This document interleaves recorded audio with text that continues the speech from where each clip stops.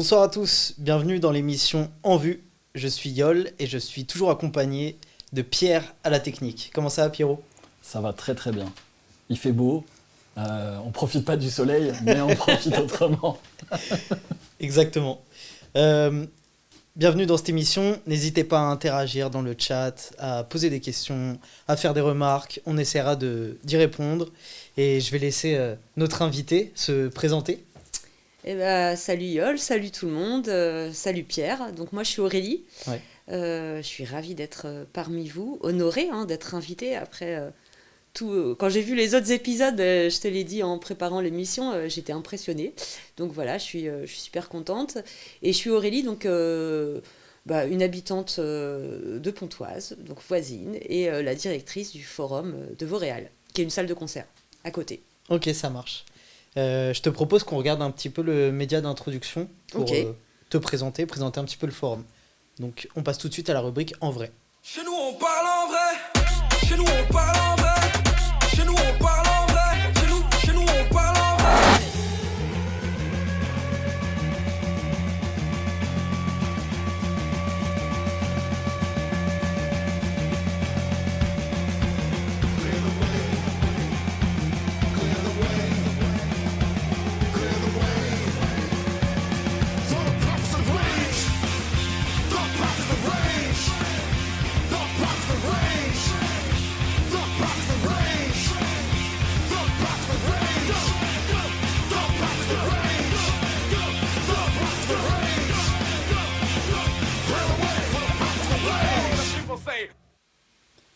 Donc là, on vient de voir une petite vidéo d'introduction. Tu peux un peu nous expliquer ce qu'on vient de voir?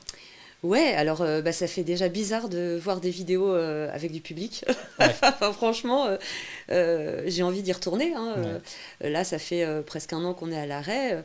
Ce qu'on vient de voir, c'est la salle de concert, donc le forum à Vauréal. Vous avez vu toute l'équipe dans le générique là, que vous avez diffusé. Et en fait, pour ceux qui connaissent pas, c'est une salle généraliste qui programme un peu de tout. Donc je m'occupe aussi de la programmation. On fait pas que des concerts, on fait plein d'autres choses, mais je pense qu'on en parlera un petit peu plus en détail. Voilà, et c'est ma salle de concert de cœur. Et j'espère que ça deviendra la vôtre. Quand on Ok. pourra reprendre des concerts. Tu peux nous expliquer un petit peu ton rôle, toi, au sein du forum? Ouais, alors y a une partie super cool dans le métier, puis il y a une partie chiante, comme dans tout boulot. Alors je commence par la partie chiante, donc directrice de la salle, c'est je gère l'établissement en fait. Donc en vrai, je vais toquer un peu aux portes pour faire des partenariats, pour essayer d'obtenir des subventions aussi. Voilà, je gère l'équipe. Les réunions, le quotidien, quoi, on va dire. Ça, c'est la partie, j'allais dire que c'est pas que j'aime le moins, mais qui me passionne moins. Et la partie sympa, c'est la programmation. Donc, de ce que vous avez vu, là, tous les concerts, c'est vrai que c'est super de pouvoir programmer des têtes d'affiche, mais aussi des artistes. On fait beaucoup d'artistes émergents, en fait. On donne beaucoup la place à ces artistes-là. Et ça, c'est, j'allais dire, le rôle le plus intéressant, aller découvrir les nouveaux talents, quoi. D'accord. C'est quoi que tu appelles un artiste émergent? Alors un artiste émergent, c'est pas forcément d'ailleurs un artiste amateur, c'est quelqu'un qui souhaiterait en faire son métier ou dont c'est le métier, D'accord. mais qui est pas connu. Voilà, et notre rôle, on est là aussi pour ça, justement, pour le mettre sur la scène, sur le devant de la scène, et faire que petit à petit, il devienne une tête d'affiche et voilà quoi. Et ça c'est hyper gratifiant. C'est pour ça qu'on fait ce métier d'ailleurs, c'est pour soutenir les jeunes artistes. D'accord. Comment t'en es arrivée là à devenir directrice et programmatrice d'une salle de concert? Ça part d'où? Alors, ça part de très loin, Ouais. parce qu'effectivement, j'ai l'âge d'un diplodocus, voilà. Mais j'ai commencé très tôt, en fait, jeune, à m'intéresser à la musique de façon personnelle. J'ai été un petit peu aidée, ma mère est pianiste, donc c'est vrai que j'ai commencé assez tôt à baigner, en tout cas dans la musique. Et puis, je pense que, je vous raconte ça parce que tout est un peu lié en fait. je viens d'un milieu qui n'est pas forcément très favorisé. Et du coup, mes parents m'avaient dit surtout, ne choisis surtout pas un métier dans la culture, dans l'artistique. Surtout, tu vas finir saltimbanque, en gros, comme nous. Et donc, j'ai essayé de faire des études dites sérieuses. Je me suis inscrite, j'étais préposée à une école de commerce. D'accord. Voilà, c'était à l'époque, je crois, quelque chose qui était assez classique quand on venait d'un milieu pas très favorisé, de se tourner et de montrer qu'on pouvait réussir socialement par ce biais-là. Et puis, la première étape, c'est quand j'ai reçu j'ai été intégrée, donc en prépa, j'ai reçu la liste des bouquins à lire pendant l'été. Honnêtement, ça m'a déjà freinée. T'étais déjà motivée, toi, un petit peu par cette école de commerce ou c'était pas quelque chose Pas du tout, non. C'était vraiment... je crois que j'étais un peu dans le moule. C'était vraiment pour faire plaisir à mes parents et essayer de faire quelque chose de dit sérieux, quoi. Donc, j'avais absolument pas envie de lire l'été, comme tout jeune qui se respecte à 18 ans, j'avais envie de partir en vacances. C'est sûr. Donc, j'ai dit, bon, déjà, premier frein. Le deuxième frein, c'est quand on a reçu le prix de l'école, c'était juste pas possible. Donc j'ai dit, allez, je bifurque, je m'inscris à Cergy dans un cursus d'anglais et d'économie, voilà, toujours pour faire du commerce. Et puis j'ai décroché au bout de 4-5 mois. Franchement, nul en maths, j'étais plus à sortir avec les potes qu'étudier. Donc j'ai fait une année blanche et finalement je me suis dit, bon là, non, qu'est-ce que tu veux vraiment faire ? Qu'est-ce que t'aimes ? J'aimais beaucoup déjà les arts visuels, la peinture, la sculpture, j'aimais la musique. Je me suis dit, je vais m'inscrire en histoire de l'art. Alors il fallait pas une école parce que je m'étais dit que j'avais besoin de beaucoup de temps en fait pour sortir, pour aller voir des trucs, puis que j'étais jeune, j'avais envie de profiter de la vie, donc il me fallait des études mais pas non plus trop... Qui te laisse un petit peu de liberté ? Complètement ça, et tellement de liberté d'ailleurs que je me suis engagée là-dedans et que finalement les cours je les réclamais aux potes, je bossais chez moi le soir et puis la journée en fait j'étais avec des étudiants en cinéma, en histoire de l'art, on faisait que d'aller voir les films, sortir, tourner des courts-métrages, enfin... En fait, t'allais pas en cours, mais t'étais quand même dans cet esprit... Ouais, c'est ça, j'étais dans l'esprit de découverte, de recherche, de culture un peu artistique. Et voilà, finalement, les cours, alors ça m'a apporté l'ouverture, une certaine culture, une ouverture d'esprit surtout. Mais j'avais envie plutôt de sortir à l'époque.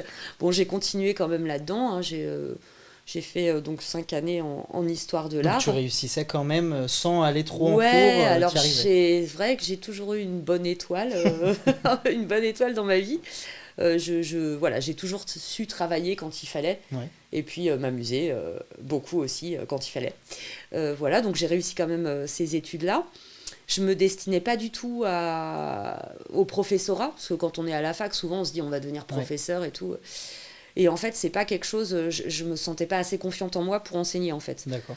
Donc j'étais, je crois, une artiste ratée. C'est-à-dire que j'ai tout essayé, le dessin, un peu de théâtre. Et en fait, je me suis dit, non, clairement, tu aimes l'art, mais en fait, tu sais rien faire de tes 10 doigts. T'avais pas d'idée de ce que tu voulais faire après Pas du tout. Non. J'étais complètement en roue libre. En fait, je prenais vraiment les études pour l'ouverture d'esprit, les voyages, lire. Mais j'avais aucune idée professionnellement de ce que je voulais faire. Et donc, je me suis dit, tiens, je vais essayer de faire quelque chose d'un peu plus professionnalisant. Je suis rentrée dans un cursus gestion de projet culturel.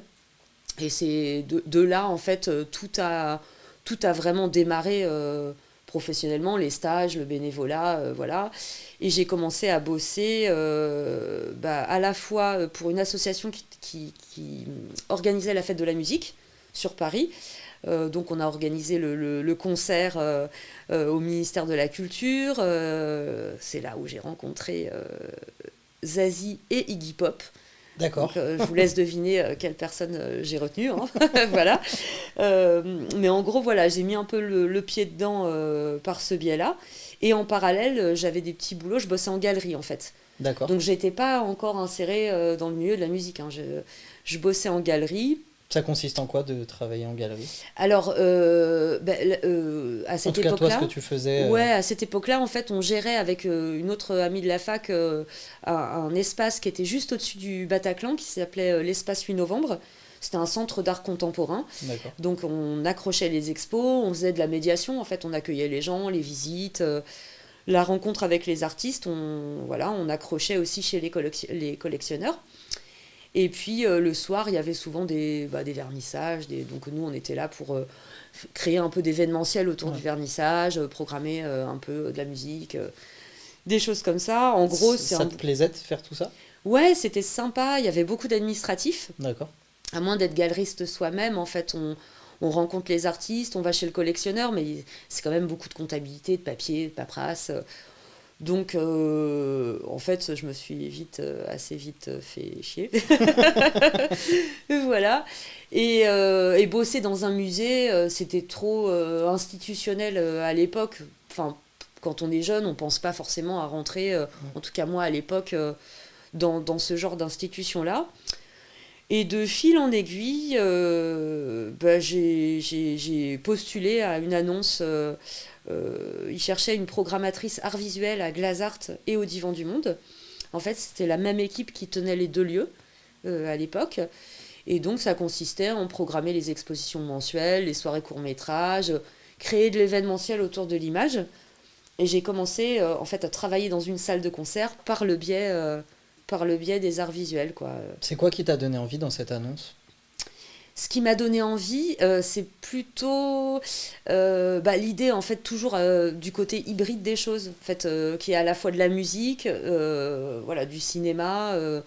Je me suis dit que dans des lieux comme ça, c'était possible, en tout cas, d'avoir des champs artistiques un peu à la croisée, quoi, différents.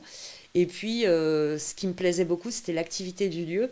À l'époque, on avait 260 dates de concerts par an. D'accord. Et donc, je me dis, c'est le meilleur moyen de rencontrer les artistes. Il doit y avoir plein de publics différents. Voilà. C'était plutôt le dynamisme du lieu aussi qui m'avait fait postuler à ça. D'accord. Voilà, en gros. Ensuite, qu'est-ce que j'ai fait? J'y suis restée un petit moment, quand même, à Glazart et au Divan. Et puis, à un moment donné, pour être très honnête, ça reste une confidence, hein, mais Ah, attends, on l'a pas prévenu. Ah mince, Il y a des caméras. vous voulez dire que Elle est pas au c'est en courant. direct, c'est filmé, c'est enregistré, Je crois qu'elle est pas au courant. Merde. Non, mais voilà, j'étais plus trop en accord avec l'équipe de direction de ces lieux-là, qui, pour des raisons que je comprends maintenant à rebours, en fait, maintenant que je gère un lieu, qui, voilà, était plutôt dans c'était des salles privées. Donc on n'avait pas forcément le temps d'accueillir, comme moi j'avais envie, les artistes, de prendre le temps de rencontrer les gens, de tisser des partenariats. Enfin, c'était pas vraiment dans ma philosophie. Et donc j'ai décidé d'en partir. Voilà. Et c'est là où Avec aucun autre projet, juste à quitter sans savoir ce que tu allais faire après, ou tu avais une petite idée? Non, j'avais aucune idée. J'avais aucune idée. J'étais peut-être un peu plus tête brûlée qu'aujourd'hui à l'époque. Et je me suis dit, je connais le Val d'Oise, je viens du Val d'Oise. Donc j'ai vu cette annonce en fait au forum. Je cherchais quelqu'un à la com. J'avais jamais fait de com de ma vie. Je me suis dit, voilà, j'aime rencontrer les gens, j'aime parler, je sais plutôt pas trop mal écrire. Je vais essayer, quoi. T'y croyais un petit peu ou pas trop? Non, honnêtement, alors le fil conducteur je crois, de toute ma carrière professionnelle, j'irai pas jusqu'à ma vie en général, mais de toute ma carrière professionnelle, c'est que j'ai jamais vraiment eu confiance en moi et que j'ai l'impression que j'ai toujours cette bonne étoile en fait qui me suit. Et donc oui, ils ont dit oui en fait, j'ai passé l'entretien. Ils ont dit oui, ils avaient l'air plutôt contents et j'ai démarré à la com, voilà, au forum. Alors, ça fait maintenant 16 ans que j'y suis. Voilà, je vous disais que j'étais un diplodocus, mais c'est vrai. C'est vrai. Et j'ai passé un peu toutes les étapes, c'est-à-dire que j'ai commencé à la com. J'ai continué plutôt à travailler après dans ce qu'on appelle les relations publiques, bien grand mot pour dire que finalement, tu communiques, mais avec des institutionnels, des partenaires un peu plus... Ouais. Donc voilà, je suis passée par là. Et puis après, le directeur artistique de l'époque est parti vivre à Hong Kong. Et il a fallu trouver un directeur une directrice en intérim. Je dis directeur parce que c'était pas gagné que ce soit moi. Voilà, bon, il se trouve que je connaissais bien les dossiers, je programmais déjà les expos, des résidences, j'avais le pied dedans, quoi, donc je me suis lancée. Et le forum m'a donné ma chance, c'est surtout ça, encore une fois, une question de chance. Voilà, donc j'ai commencé comme ça, et puis il est toujours pas revenu. Donc d'intérim, j'ai dû repostuler au poste de directeur, puisque maintenant on est engouffré dans une voie, voilà, on s'institutionnalise un peu, donc voilà, ils m'ont refait passer des entretiens, j'avais l'équipe derrière qui m'a soutenue, qui m'a poussée, et puis me voici au forum, arrivée donc programmatrice et directrice.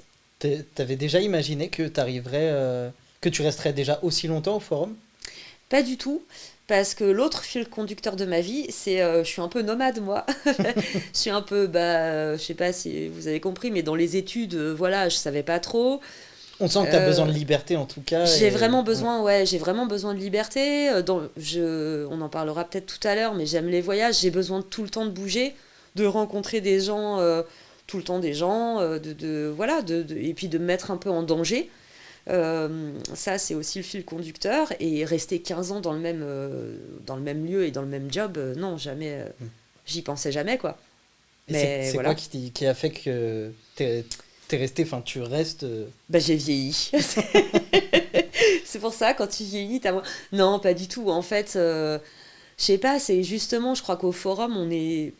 Je parle pour moi, mais je crois aussi pour le reste de l'équipe. On est libre, en fait, de créer un peu ce qu'on y veut. C'est-à-dire que peu importe la place que tu as, pour preuve, je te dis, je suis passée de la communication à la programmation.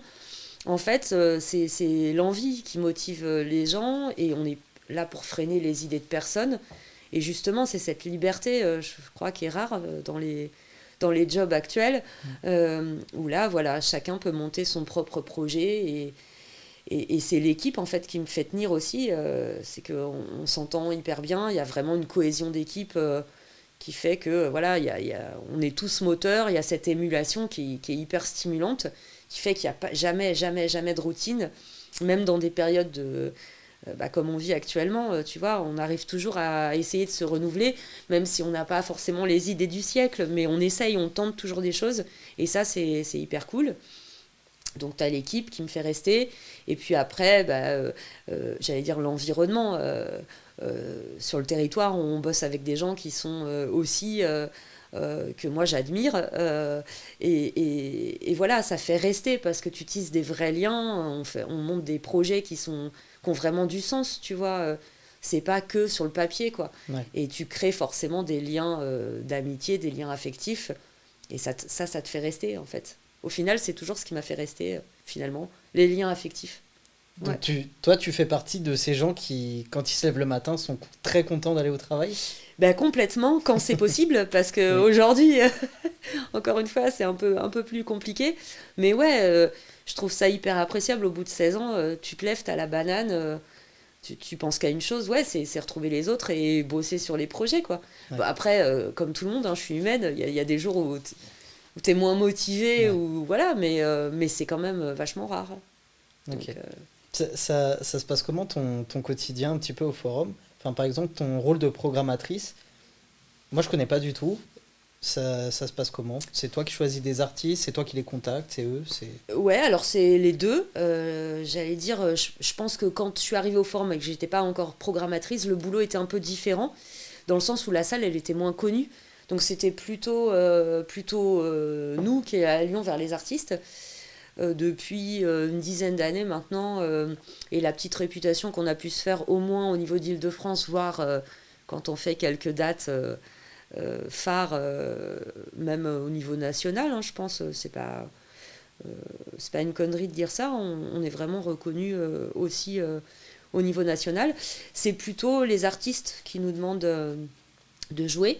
Après, c'est hyper frustrant parce que on peut pas non plus, avec les moyens qu'on a humains et financiers, on peut pas organiser, tu vois, comme je te disais tout à l'heure, 260 dates par an. C'est pas possible dans un lieu comme le Forum. Donc on est assez limité C'est dans les combien de choix. dates de concerts à peu près le Forum Bah par là, année on est En temps plutôt- normal, sans... sans Covid. On est plutôt sur 60 concerts à l'année et une trentaine de hors les murs. On fait pas que des concerts chez nous. Donc tu vois, 60, ça veut dire potentiellement, si tu mets une tête d'affiche et une première partie, c'est entre 120 et 150 groupes à l'année. D'accord. Donc forcément, pour te donner un ordre d'idée, on a à peu près au moins une vingtaine de propositions tous les jours en temps normal. Donc forcément, on génère de la frustration, mais donc voilà, c'est vrai que je réponds à des groupes. Après, on suit aussi beaucoup l'actu, parce que mine de rien, si je devais programmer que ce que j'écoute, eh ben, je pense qu'on serait pas beaucoup dans la salle, où il y aurait peut-être les copains. Donc c'est pas le but. Quand tu es à la tête d'un lieu qui est public, tu dois aussi programmer pour tout le monde. En fait, l'idée, c'est pas forcément de remplir tout le temps, c'est de faire découvrir. Mais dans les styles que tu proposes, tu dois être le plus généraliste possible. Ça veut dire que toi, du coup, ça te demande de un petit peu tout le temps être à la page de ce qui se fait dans la musique? Ouais, alors ça demande à la page, ou au moins savoir reconnaître quand tu l'es pas. D'accord. Par exemple, pour être très honnête, dans le rap actuel, le rap de jeunes, je suis mais non mais c'est vrai, je suis larguée. On en parlait tout à l'heure, même les moyens de communication, même si j'essaye et qu'on m'envoie des propositions. Aujourd'hui, tu as des artistes qui décollent en un mois de temps et Ouais. puis qui retombent d'ailleurs 3 mois après. Il faut juste arriver à les capter au bon moment. Et pour ça, j'ai des conseillers qui travaillent bénévolement pour moi. Non, mais en fait, je m'entoure. J'ai beaucoup d'amis qui sont voilà, dans le milieu de la musique, en fonction des genres, des styles. Et puis, je vais carrément à la source. Hein. Au forum, quand tu sors du forum, il y a souvent des jeunes qui sont là et je leur demande qu'est-ce que tu écoutes en ce moment, qu'est-ce que... Des jeunes que tu connais pas, tu vas leur parler Bah pour ouais. leur... Mais Bah c'est ouais, c'est impressionnant de faire ça. Ben oui, mais moi je pense que, en fait, c'est pour ça que je te disais toujours la remise en question. C'est que je pense qu'à un moment donné, il faut reconnaître quand t'es pas à la page. On peut pas tout écouter, tout aimer, tout. C'est juste, voilà, il faut sonder un peu, sonder les tendances. Alors parfois j'écoute, je t'avoue que je valide pas tout. Qu'est-ce Voilà. que tu as écouté récemment? Qu'est-ce que j'ai écouté récemment après, quelqu'un comme Bécard, par exemple. Je sais pas si... Ça me dit quelque chose, Pierre, peut-être que ça te parle. Oui, Voilà, quelqu'un Ouais, bien comme sûr. Bécard. Bon, ça que je valide... D'accord. Ça lui parle pas du tout. Ouais, que je valide. Bah, Non, je mais sais je te pas qui parle en c'est. rap. En même temps, tu vois, si j'avais pas mes conseillers, là, pour le coup, je ferais moins la maline. Mais c'est vrai qu'après, c'est pas... Tu peux pas être spécialiste en tout. C'est vrai que moi, quand on préparait l'émission, je vous disais, j'écoutais plutôt du hip-hop classique, mais qui était, voilà, des années 90, et aujourd'hui, beaucoup plus de rock, et notamment des jeunes groupes de rock, mais je suis moins calée en rap. Voilà, il faut juste, je pense, être assez humble pour dire, bah, ça, je connais pas, mais par contre, il faut en proposer au public parce que c'est important de le faire, et donc prendre conseil auprès des intéressés, quoi. Et c'est pas trop difficile pour toi, justement, de programmer des artistes, soit qui te parlent pas ou qui te plaisent pas? Alors, c'est toujours la question, c'est une question de goût, et la question esthétique, elle est toujours difficile c'est toujours difficile d'y répondre, parce que, évidemment, personne n'a les mêmes goûts. Et qu'est-ce que c'est, finalement, que quand on parle, je sais pas, d'excellence, c'est quoi l'excellence? Enfin, je veux dire, pour moi, ce sera peut-être pas la même définition. Donc non, je pense qu'il faut juste être ouvert d'esprit. Après, il y a des choses que je me refuse à faire. C'est vrai que dans les textes, j'ai parfois des freins. Jamais dans la musique, jamais dans les mélodies. Dans les textes, je fais un peu... Quand il y a des insultes? Les insultes, non, parce que les insultes, je veux dire, elles font partie de la vie. Hein. Enfin, je veux dire, ça m'arrive aussi de dire des gros mots. Voilà. Non, c'est plutôt des textes que je cautionne pas. je sais pas, sur la condition féminine, parfois sur en fait, des textes de haine, ça, j'ai du mal. D'accord. Je peux comprendre qu'il y ait ce besoin de l'exprimer parce que voilà, encore une fois, on vit dans une société qui est pas toute rose. Mais voilà, je fais un peu gaffe à ce que je diffuse et puis je préfère rester sur des messages positifs, surtout quand ça s'adresse à des jeunes, quoi. D'accord. Voilà. Et tu as une question, Pierre? Non, il y a plusieurs, il y a pas mal de monde qui discute un peu dans le live et il y a notamment une chose qui est revenue, notamment par Gerline, qui souligne le fait que le forum est quelque chose d'un cocon intimiste. Donc voilà, ça c'est une première chose. Et il y a plusieurs personnes qui relèvent le fait d'aller parler aux jeunes. Il y a Case qui dit en rigolant, les jeunes ne mordent pas. Mais je pense que c'était plus que ça, c'est le fait d'aller vers eux, etc., de demander. Enfin moi, ça me viendrait même pas en tête que le programmateur ou la programmatrice va voir le public, un public potentiel, pour demander. Et je trouve ça trop bien. C'est pour ça que j'étais ouais, impressionné, parce que je trouve vraiment que c'est une démarche qui est... Enfin, tu parlais de te remettre en question, et là, c'est vraiment... tu vas voir des jeunes et tu t'ouvres et tu leur dis, voilà, qu'est-ce que vous écoutez? Enfin, je vous rassure, je vais voir des vieux aussi et ils mordent pas. C'est pareil. En fait, je pense que dans ce métier-là, si t'es pas ouvert aux gens en général, j'aime pas forcément dire, alors évidemment dans le métier on dit les publics, ouais voilà, bon là on est entre nous, hein, donc on peut dire les gens. En fait j'aime juste voilà, sonder les gens, mais parce que je pense qu'il faut toujours se mettre à la place du public. Moi j'aimerais bien des fois qu'on me demande aussi mon avis, moi aussi je fréquente des concerts, il y a des gens que j'aimerais bien voir sur scène qui passent pas, et j'aimerais juste bien qu'on me demande voilà ce que j'ai envie d'aller voir. D'accord. Et qu'on soit deux dans la salle et qu'on s'éclate. Et tu dis que vous recevez, pardon, presque 20, c'est quoi, c'est 20 mails par jour de demandes. Ouais. Tu fais comment pour gérer ça? Parce que 20 Eh ben, demandes je suis par une jour. machine à dire non. C'est mon surnom, la machine à dire non. Bah non, mais déjà, je prends le temps. Alors honnêtement, je prends le temps d'écouter. J'écoute pas, évidemment, dans la journée, toute la discographie. De toute façon, généralement, c'est des mails qui sont hyper courts, où tu as un titre, une vidéo. Je réponds quasi toujours. Alors, jamais par téléphone, parce que sinon, je bosserai pas, mais par mail. Je prends le temps d'écouter, de dire pourquoi on peut pas. Soit c'est qu'on n'a pas la place, soit parce que ça correspond pas à notre ligne artistique. Et ça, je le dis clairement. Ça veut pas dire que ça n'a pas sa place. Ça peut jouer ailleurs, mais c'est pas forcément dans ce qu'on peut proposer.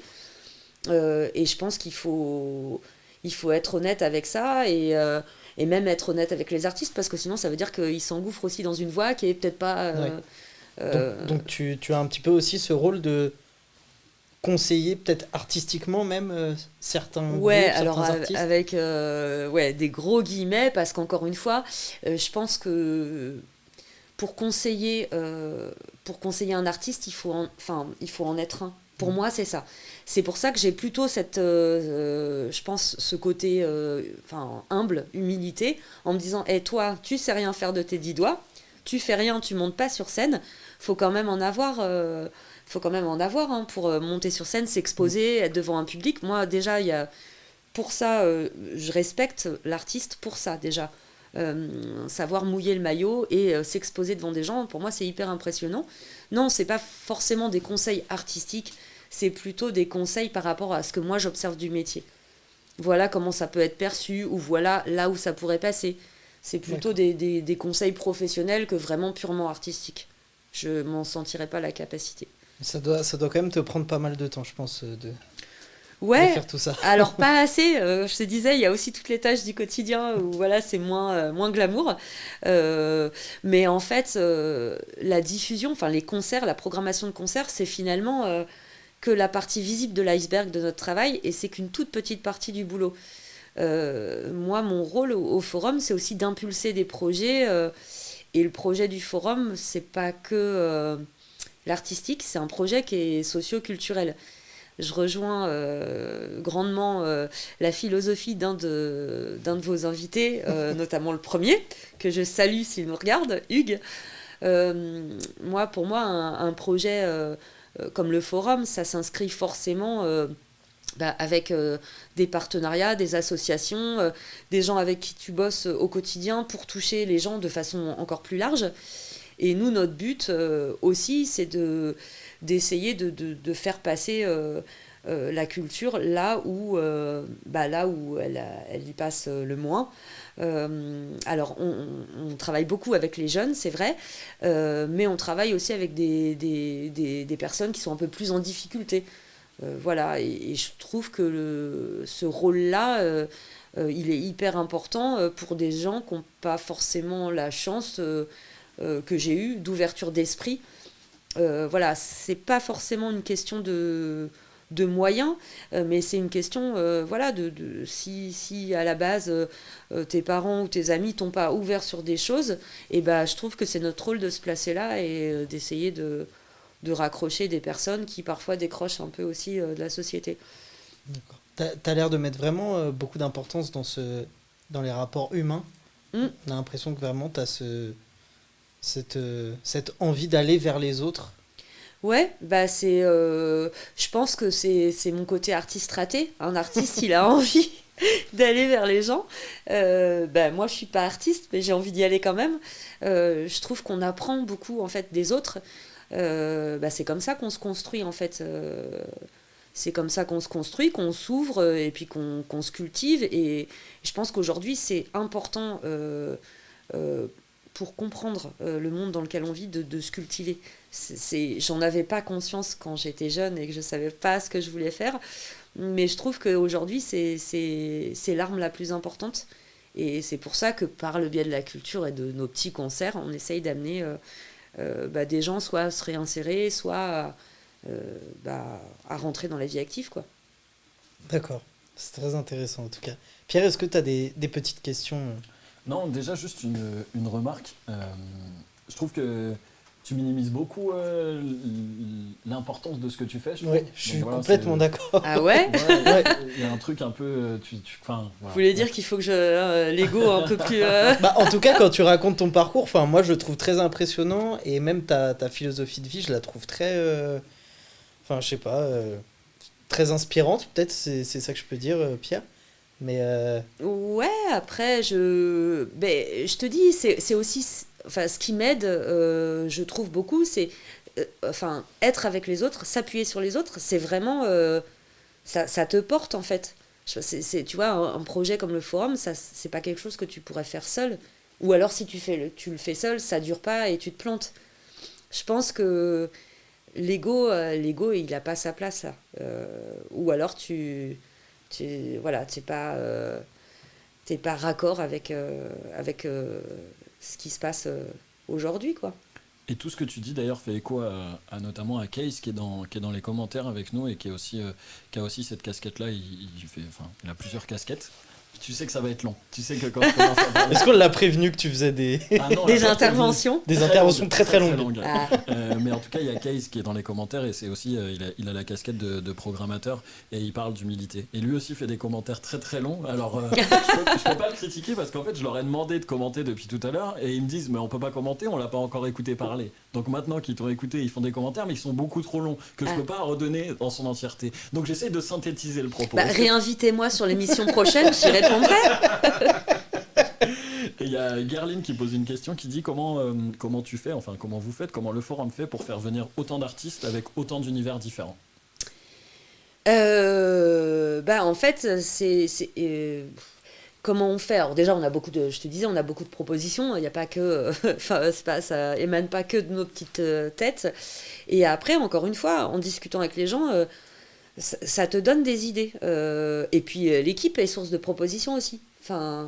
Tu vois, c'est finalement, j'allais dire, c'est moi qui ai chopé le titre, mais c'est un boulot collectif. Voilà. C'est ça. Mais je relirai les commentaires très très longs. On refera un épisode 2 spécial commentaires. On peut faire ça. On peut faire un dimanche sur 2 que les commentaires. Non, mais conceptuel. C'est ça, je pense que quand tu bosses, en tout cas dans ce milieu-là, voilà, faut savoir pourquoi tu le fais. Tu le fais, encore une fois, pour les gens, et tu le fais aussi pour les artistes. Et c'est ce qui doit motiver tout le monde. Et je pense qu'un bon programmateur, une bonne programmatrice, ne le fait pas pour lui. Que pour lui, en tout cas. Bon, parfois je me fais plaisir quand même. Bah, il Je vous faut, rassure. il faut quand même. J'avais Ok. une petite question, je suis désolé, je sais pas si tu vas l'aborder un moment, mais si je le fais à ta place. Gerline, elle parlait d'univers différents. Moi, je trouve que c'est quand même, dans ma représentation, c'est une salle de concert qui est représentée, dans ma tête en tout cas, plutôt avec un univers rock. Après, je sais pas si c'est une réalité ou si c'est moi qui pense comme ça. Est-ce que c'est un choix qui est historique? Parce que j'ai l'impression que c'est depuis longtemps que c'est comme ça. Est-ce que c'est quelque chose qui est instauré? Enfin, voilà. Alors ouais, c'est quelque chose d'historique parce que c'était dû aussi à la forte personnalité du programmateur d'avant, celui qui est parti à Hong Kong, que je salue s'il nous regarde. Voilà, et en fait, le forum s'est fait connaître pour ça. C'est-à-dire qu'en France, on a un souci avec alors, ce qu'on appelle le rock'n'roll, et là on peut rentrer dans la définition. Voilà, quand on regarde les victoires de la musique et qu'on regarde les victoires rock notamment, nous, c'est pas forcément ce qu'on appelle le rock. C'est des genres qui sont pas forcément très marqués, voilà, qui passent dans ce type de cérémonie. Nous, y a plein de sortes de rock, et ça fait appel à plein d'autres, d'ailleurs, genres musicaux. Moi, je suis très attachée justement à la fusion hip-hop, rock, parce qu'en fait tout est lié, hein. Voilà, il y a bien qu'en France qu'on a ce problème-là de catégoriser les genres musicaux, et je vous disais, en France on a ce souci avec la scène marquée type métal. On a un gros événement qui normalement a lieu en juin, qui est le Hellfest, qui est représentatif d'ailleurs de tout ce qui se fait dans cette scène-là, hein, des niches musicales, mais on n'a pas beaucoup de salles qui programment vraiment ça. Et nous, on s'est inscrit sur des tournées européennes de groupes, c'est vrai, des têtes d'affiche rock qu'on pensait jamais avoir, mais qui passaient en Belgique, qui passaient en Allemagne, puis qui descendaient en Italie et en Espagne, sans passer par la France parce que personne ne les demandait. Ouais. Et donc, on a tenté. Alors nous, en plus, voilà, petite scène, petite salle, hein, 450. Et ils se sont dit, bah, plutôt que de traverser la France sans s'arrêter, bah, Une petite pause. autant faire une petite pause dans une petite salle. Et c'est comme ça qu'on a réussi à accueillir des artistes rock qui avaient fait des stades, hein. Ouais. Mais voilà, et c'est comme ça que, Pierre, t'as raison, qu'on s'est fait connaître par ce biais-là. Et c'est un public qu'on a développé, du coup on continue évidemment, et les groupes sont beaucoup en demande, toujours et toujours. Donc ça va des gloires du hard rock, en passant par des gros groupes de métal, ou encore des groupes fusion comme j'étais ravie, mais là c'était mon rêve de jeunesse d'accueillir P.O.D. Moi, je suis désolé, je connais pas. Non, mais donc, qui est je un peux pas groupe, voilà, vraiment, Peut-être que Pierre connaît. qui est un groupe de métal fusion, voilà, qui lie vraiment le métal au hip-hop, et on l'a fait au forum. Pour moi, Ça te faisait quelque chose de recevoir comme ça des... Bah ouais, alors après, je suis pas trop dans la fanatitude. Enfin, si, j'ai dû m'enfermer 5 minutes dans le bureau et faire ah, c'est pas vrai, on a P.O.D. Voilà, j'étais ravie, mais évidemment, jamais devant eux. Mais oui, ça m'a fait quelque chose parce que c'est à Vauréal, dans une petite ville de banlieue, une petite salle de 400, se dire qu'on a un accueil P.O.D., c'est pas rien, quoi. Donc voilà, c'est comme ça qu'on s'est fait connaître, mais on n'est pas que ça, on fait aussi des dates voilà, dans d'autres genres musicaux. C'est vrai que les gens ont plus tendance à retenir les grosses têtes d'affiches rock. Ouais. D'accord. C'est tout pour moi, merci. Je rigole. Est-ce que... Ok. Non, mais je crois que je vois qui est P.O.D, mais j'ai pas envie de dire de bêtises. Est-ce que... Bah, tente. Ils ont notamment des lentilles un peu de couleur parfois, et ça rappe, c'est un peu hip-hop, et en même temps c'est métal, quoi. Ils ont réussi à... Alors, la ils fusion n'ont entre les pas deux. de lentilles de couleur. En revanche, ils sont tatoués de exactement là ce que je à pensais. sûrement en bas, parce que Je j'ai confonds pas avec vu. Tokyo Hotel. J'étais sur Kyo. Non, J'étais j'ai sur pas Kyo. vu. Désolé. Mais non, c'est d'ailleurs ce qu'on peut appeler presque du métal chrétien. Parce qu'en fait, c'est des anciens des gangs mexicains qui sont maintenant dans une démarche un peu de pieuse, et voilà. Donc les textes, c'est pas des textes religieux, mais voilà, ça prône le positivisme, mais ils mélangent ça. Voilà, ils viennent d'un milieu plutôt hip-hop. ils ont croisé, comme ça se fait beaucoup aux États-Unis, des groupes de rock, et la connexion, elle se fait très facilement, en fait, parce qu'encore une fois, c'est de l'ouverture d'esprit, et voilà. Voilà pour POD. D'accord. Donc je connaissais pas. C'était pas du tout ça dont je parlais. T'as regardé sur internet. Non, alors je sais pas de qui tu... J'ai Ouais. regardé sur Google entre temps. Attention à tes recherches Google. Hein. Ouais. On repart pas sur ce terrain glissant. Est-ce que ça te dit qu'on fasse un petit jeu? Bah ouais, j'aime jouer aussi. Eh bah, on passe au triple qui. Dis-moi qui. Alors pour t'expliquer le triple qui, je te donne une situation, 3 noms, Ouais. et tu choisis ce que tu préfères. Ok. Et tu dis pourquoi tu ne choisis pas les autres. Si tu pouvais programmer Snoop Dogg, IAM ou Sofiane Pamart, qu'est-ce que tu choisis, qu'est-ce que tu ne choisis pas et pourquoi? On peut pas faire un plateau avec les trois artistes. Impossible. Alors, Et en première partie, c'est Pierre qui fait des longues questions. Ah, je suis D'accord. super chaud. Notamment à Snoop Dogg. Mon anglais est parfait. Snoop Dogg, je le programme pas parce que déjà il y aurait une émeute dehors. Hein, il y a que 400 places au forum et qu'en plus il passe, j'ai vu ça en février 22. Donc j'ai hâte d'aller le voir, mais malheureusement au forum ça serait un peu prétentieux.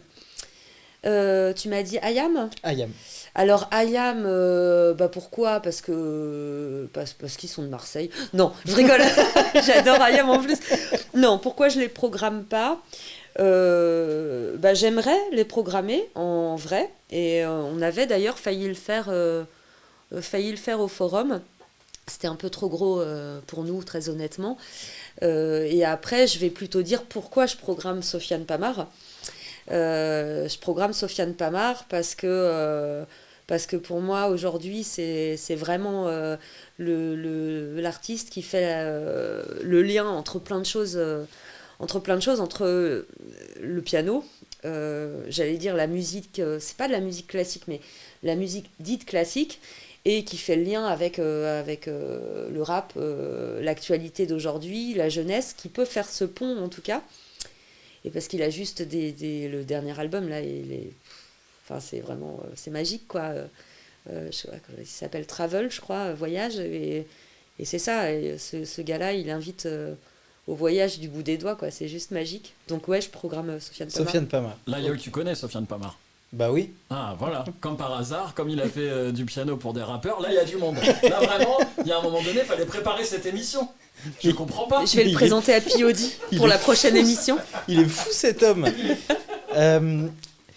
Si tu pouvais être directrice, programmatrice dans une salle de concert à la Havane, à Cuba, Ouais. ou alors programmatrice d'une boîte de nuit à Ibiza, en Espagne, Ouais. ou responsable d'un café jazz à New York.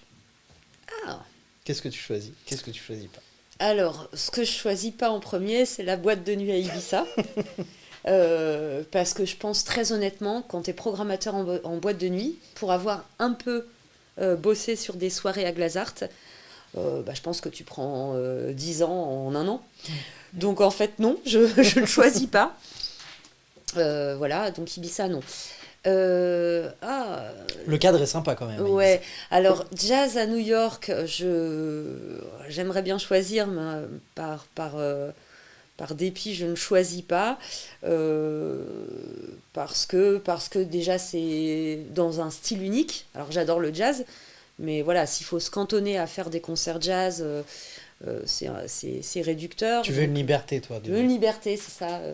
Donc non, dommage, mais pas de jazz à New York. La Havane, alors c'est pas non plus.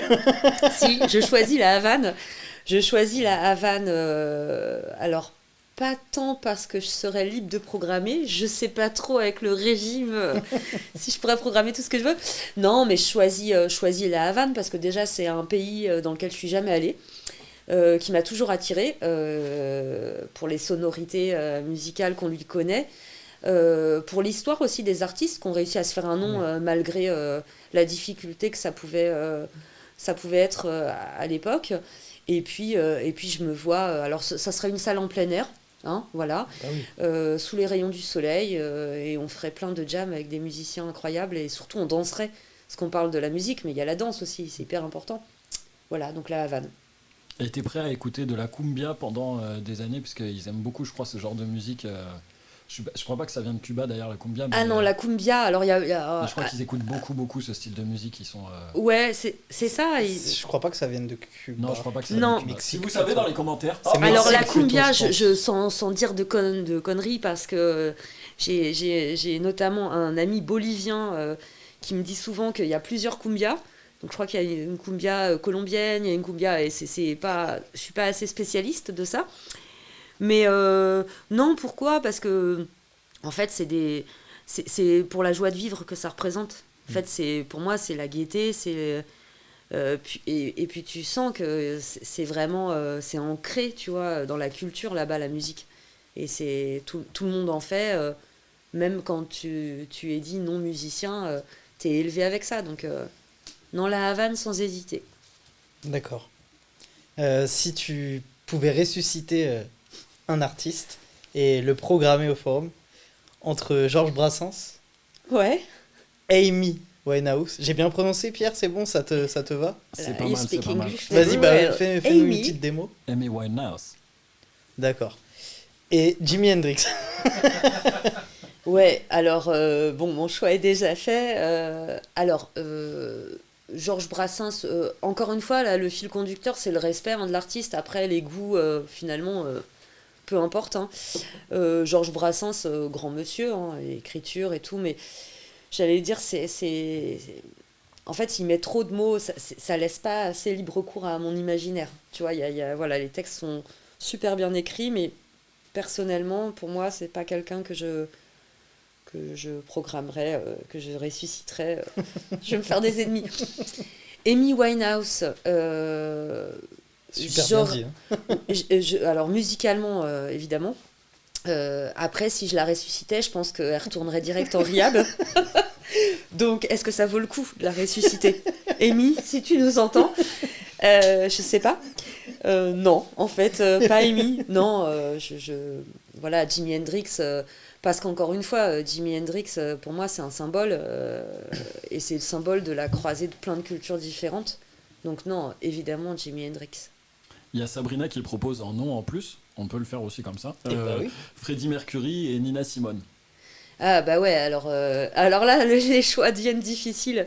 Ah bah parce ok, que, ouais. Ah bah sympa pour Yola, hein, ça fait 2 semaines qu'il est sur les. ouais, bah j'allais dire Freddie Mercury, Nina Simone et Jimi Hendrix.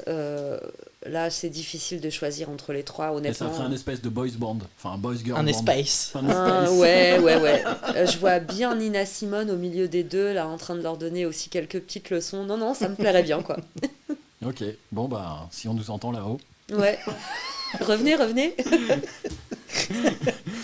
Génial. On a eu des réponses. Il y a Lilou qui nous dit que ça vient de Colombie, Bolivie et Pérou, la cumbia. Ah, merci Lilou pour les précisions. Merci Ouais, mais Wikipédia, hein, on peut le dire. non, mais je savais qu'il y avait plusieurs pays, différentes. Et après, je sais pas si voilà, c'est le moment, mais en tout cas, je la donne ici et vous verrez quand vous y répondrez. Pardon. Il y a Vanessa qui demande le pire et le meilleur souvenir de programmation. Voilà. Et bah c'est génial parce que ça Wow. lance la prochaine Oh là rubrique là là là là. qui est Dis-nous tout. Confession, et vous confession, confession. Donc la rubrique Dis-nous tout que Pierre a eu du mal à lancer. C'est pas grave, il fait un travail d'enfer. Vraiment. Merci Pierre. Merci. Tu voulais dire autre chose? Non, rien du Ok. tout. Dis-nous tout, on aimerait savoir justement les pires, les meilleurs moments. Alors, le pire, le pire moment de programmation, si je peux en parler maintenant, j'avais vécu un sale moment, je crois que l'équipe aussi. Et en plus, sur une programmation que j'étais fière de faire, qui était Grand Master Flash. Ah oui. Donc, voilà, pour moi, fan de hip-hop, années 90, je me dis, c'est quand même vachement bien d'avoir Grand Master Flash. Voilà. Et en fait, ça a été la déconvenue totale. C'est-à-dire que sur ce concert-là, j'ai Canal+ qui m'appelle, qui voulait faire une émission sur le Ghetto Blaster et qui voulait faire une interview qui intégrait Grandmaster Flash. Et j'en fais la demande au tour manager à l'époque, qui me dit oui, pas de souci, il est OP sur les interviews. Bon. Donc on a effectivement 8 personnes, je crois, de Canal, encore une fois, pour une petite salle à Vauréal, c'est plutôt chouette, quoi, qui déboule. Et le concert commence. Donc déjà, on a un premier problème où on se dit, ah ouais, quand même, un écran derrière, où, bon, il avait demandé un super vidéoprojecteur et tout, qualitatif. Donc notre lighteux José se prend la tête et tout. Et en fait, c'était juste pour inscrire le nom de son site internet derrière. Donc déjà, on s'est dit non, mais c'est du second degré, c'est pas possible. Voilà. Ensuite, il y a eu quelques soucis pendant le concert parce qu'ils supportaient pas d'être filmés avec les portables. Ah. Et nous, on n'avait pas eu forcément la consigne en amont. Quand c'est le cas, on essaye de faire respecter. Donc voilà, il s'est un petit peu froissé, on va dire, ça comme ça. Pendant le concert, il a stoppé à quelques moments. Ah oui. Je vous passe aussi un peu les détails à part son titre phare. Le reste, en fait, c'est, on peut le dire aujourd'hui, ce qu'on a appelé un bon DJ de mariage. C'est-à-dire qu'on était, non mais c'est vrai, on était hyper déçus, mais non mais en plus on aimait vraiment ce qu'il faisait. Hyper déçus de ce qu'il a proposé, en tout cas ce soir-là. Je sais pas si je peux pas juger ailleurs, mais voilà, on a eu le droit à du Staying Alive, bon, c'était une bonne soirée dansante, mais vraiment c'était artistiquement un peu discutable. Et puis donc il quitte la scène assez rapidement à la fin du concert et il va s'enfermer dans son camion dehors. Donc là, j'avais la journaliste de Canal qui déboule et qui me dit bah voilà, l'interview est calée, ok. Elle rentre dans le camion et je la vois sortir au bout de 5 minutes en larmes. Ah oui. Donc je dis qu'est-ce qui s'est passé? Et en fait le tour manager, alors je pense que Grandmaster Flash doit avoir une grosse personnalité et que le tour manager ne lui avait pas posé la question pour l'interview, il avait répondu oui sans nous dire qu'en fait il lui avait pas demandé. Donc voilà, il a juste pas voulu faire l'interview, il l'a envoyé chier. Et donc on a notre équipe de Canal en plus qui est repartie sans rien à se mettre bredouille. Ouais, exactement. Donc ça a été, je crois, un souvenir impérissable, mais dans le mauvais sens du terme, quoi. C'était pas... Voilà. Et le meilleur, il y a plein de meilleurs. J'en choisis un, c'est Fishbone, qui sont venus 2 fois au forum. Fishbone, c'est un groupe américain, et pareil, qui... symbolise bien la fusion entre plutôt rock et funk, là. Avec des cuivres sur scène, date géniale. Et en fait, pourquoi Parce que ça a été la fête avec le public, vraiment. Un moment de communion super. Et alors l'after, les 2 afters ont été juste grandioses. On a notre ingé son. On veut savoir, ça veut dire quoi 2 afters? Ils sont passés 2 fois. Non, en fait, et j'ai compris après, c'est parce qu'ils sont passés 2 fois. 2 fois, ouais. On n'a pas fait l'after de l'after, en fait. Okay. Ouais, je me suis dit 2 afters, genre à 5h du matin, on refait un after. Non. Bien qu'à l'époque, on était plus jeunes, donc on aurait pu. Mais non, on a fait des afters avec eux. Et effectivement, ils ont viré nos ingé sons de l'époque. Là, quand les New-Yorkais se mettent derrière les platines, commencent à balancer du son, que vous avez le chanteur Angelo Moore qui est habillé en djellaba avec ses babouches, son bang dans la pomme et qui commence à faire du breakdance, vous êtes en train de passer le balai avec l'équipe, et il vous prend le balai. Je n'arrive pas à imaginer la scène. C'était juste improbable. On veut des vidéos. C'était juste improbable, et il avait passé une demi-heure avant à dessiner sur le tablier notre cuisinière qui s'appelait Chantal à l'époque. Et il avait fait un espèce de dessin, il avait recouvert le tablier, donc il l'avait habillé, il lui avait dit toi tu restes danser, enfin c'était juste incroyable. Et 2 afters mémorables, en plus évidemment du super concert qu'ils avaient donné avant, voilà. Des gens, des stars en fait, dans leur pays en tout cas, et super accessible, ouvert aux gens, quoi. Voilà, pour les meilleurs et les moins bons souvenirs. Et si on reste juste sur la rubrique Dis-nous tout, tu voulais peut-être parler de la place de la femme dans je souris parce que c'est pas parce que le sujet n'est pas grave, c'est parce qu'on en a parlé en amont. Ah bravo. Parler de ça. En fait, j'allais la lancer, c'est pour ça. Me tais, à jamais. Non, mais du coup, ça y est, c'est dit. Est-ce que tu peux nous parler un petit peu Toi, comment t'as vécu ça un petit peu d'être Ouais. une femme dans un milieu? Parce qu'avant l'émission, tu nous disais que c'était un milieu quand même d'hommes, un petit peu. Ouais, alors de moins en moins aujourd'hui, mais en tout cas à l'époque où j'ai intégré ce milieu-là, c'est vrai que c'était un milieu assez masculin. Masculin chez les techniciens, masculin dans la programmation, puisque beaucoup de programmateurs sont des programmateurs hein, d'ailleurs, toujours, et beaucoup sur scène. Finalement, pas beaucoup de femmes artistes, ça veut pas dire qu'il n'y avait pas beaucoup de projets, mais en tout cas visibles sur la scène. Donc j'ai pas eu à jouer des coudes, forcément, pour m'imposer. J'ai pas eu besoin de m'imposer, en tout cas au forum. Là, je parle vraiment du forum. Parce que je pense que dès le début, il y avait une ouverture d'esprit, encore une fois, qui a permis ça. Mais je pense que c'est quelque chose qui, à rebours, c'est au moment où on préparait l'émission, j'y pensais, c'est quelque chose qui a quand même marqué ma carrière, parce qu'il y a des endroits, des réflexions, des choses que j'ai entendues, vues, qui m'ont marqué. Alors après, chacun, moi je suis pas la représentante de quoi que ce soit, hein. Chacun réagit à ces situations-là comme il peut et comme il veut. Je dis juste que c'est bien aujourd'hui de parler de tous ces sujets, c'est bien qu'il y ait des formations, par exemple dans les écoles techniques pour les ingénieuses du son. Par exemple, voilà, c'est quelque chose en tout cas qui me fait plaisir quand je vois aujourd'hui des plus jeunes intégrer même des postes voilà, dans des salles à un autre poste qu'à la communication ou au secrétariat ou à la billetterie. Donc oui, c'est un sujet qui me tient à cœur. Oui, je participe à des discussions et à des conférences, des choses sur ce sujet-là, parce que voilà, je pense que c'est quand même important aujourd'hui qu'on débloque certaines situations, et aussi sur scène pour les artistes féminines qui ont un peu plus de mal à percer que les hommes. Et toi, t'as fait comment quand t'as dit tu voyais certaines choses, tu entendais certaines réflexions, t'as fait comment pour passer outre, ou en tout cas pour ne pas lâcher? Parce que je pense que ça peut décourager parfois. Ouais, en fait, j'ai tué tout le monde. D'ailleurs, faites gaffe à vous. Highlander. C'est ça, exactement. Non, j'ai pas tué tout le monde. Écoute, comme je disais, chacun réagit de sa propre manière.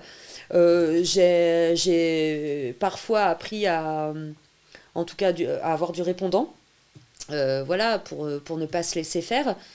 Et j'ai beaucoup tourné en dérision, en fait.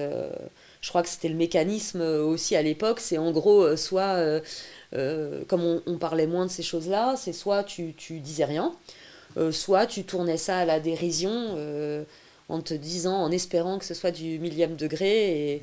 Et finalement, voilà. Et alors, par contre, il ne faut pas perdre cette dérision-là. C'est-à-dire qu'il faut essayer de faire la part des choses entre ce qui est de l'ordre de la blague et ce qui est effectivement quelque chose qui peut te marquer parce que c'est une forme d'agression.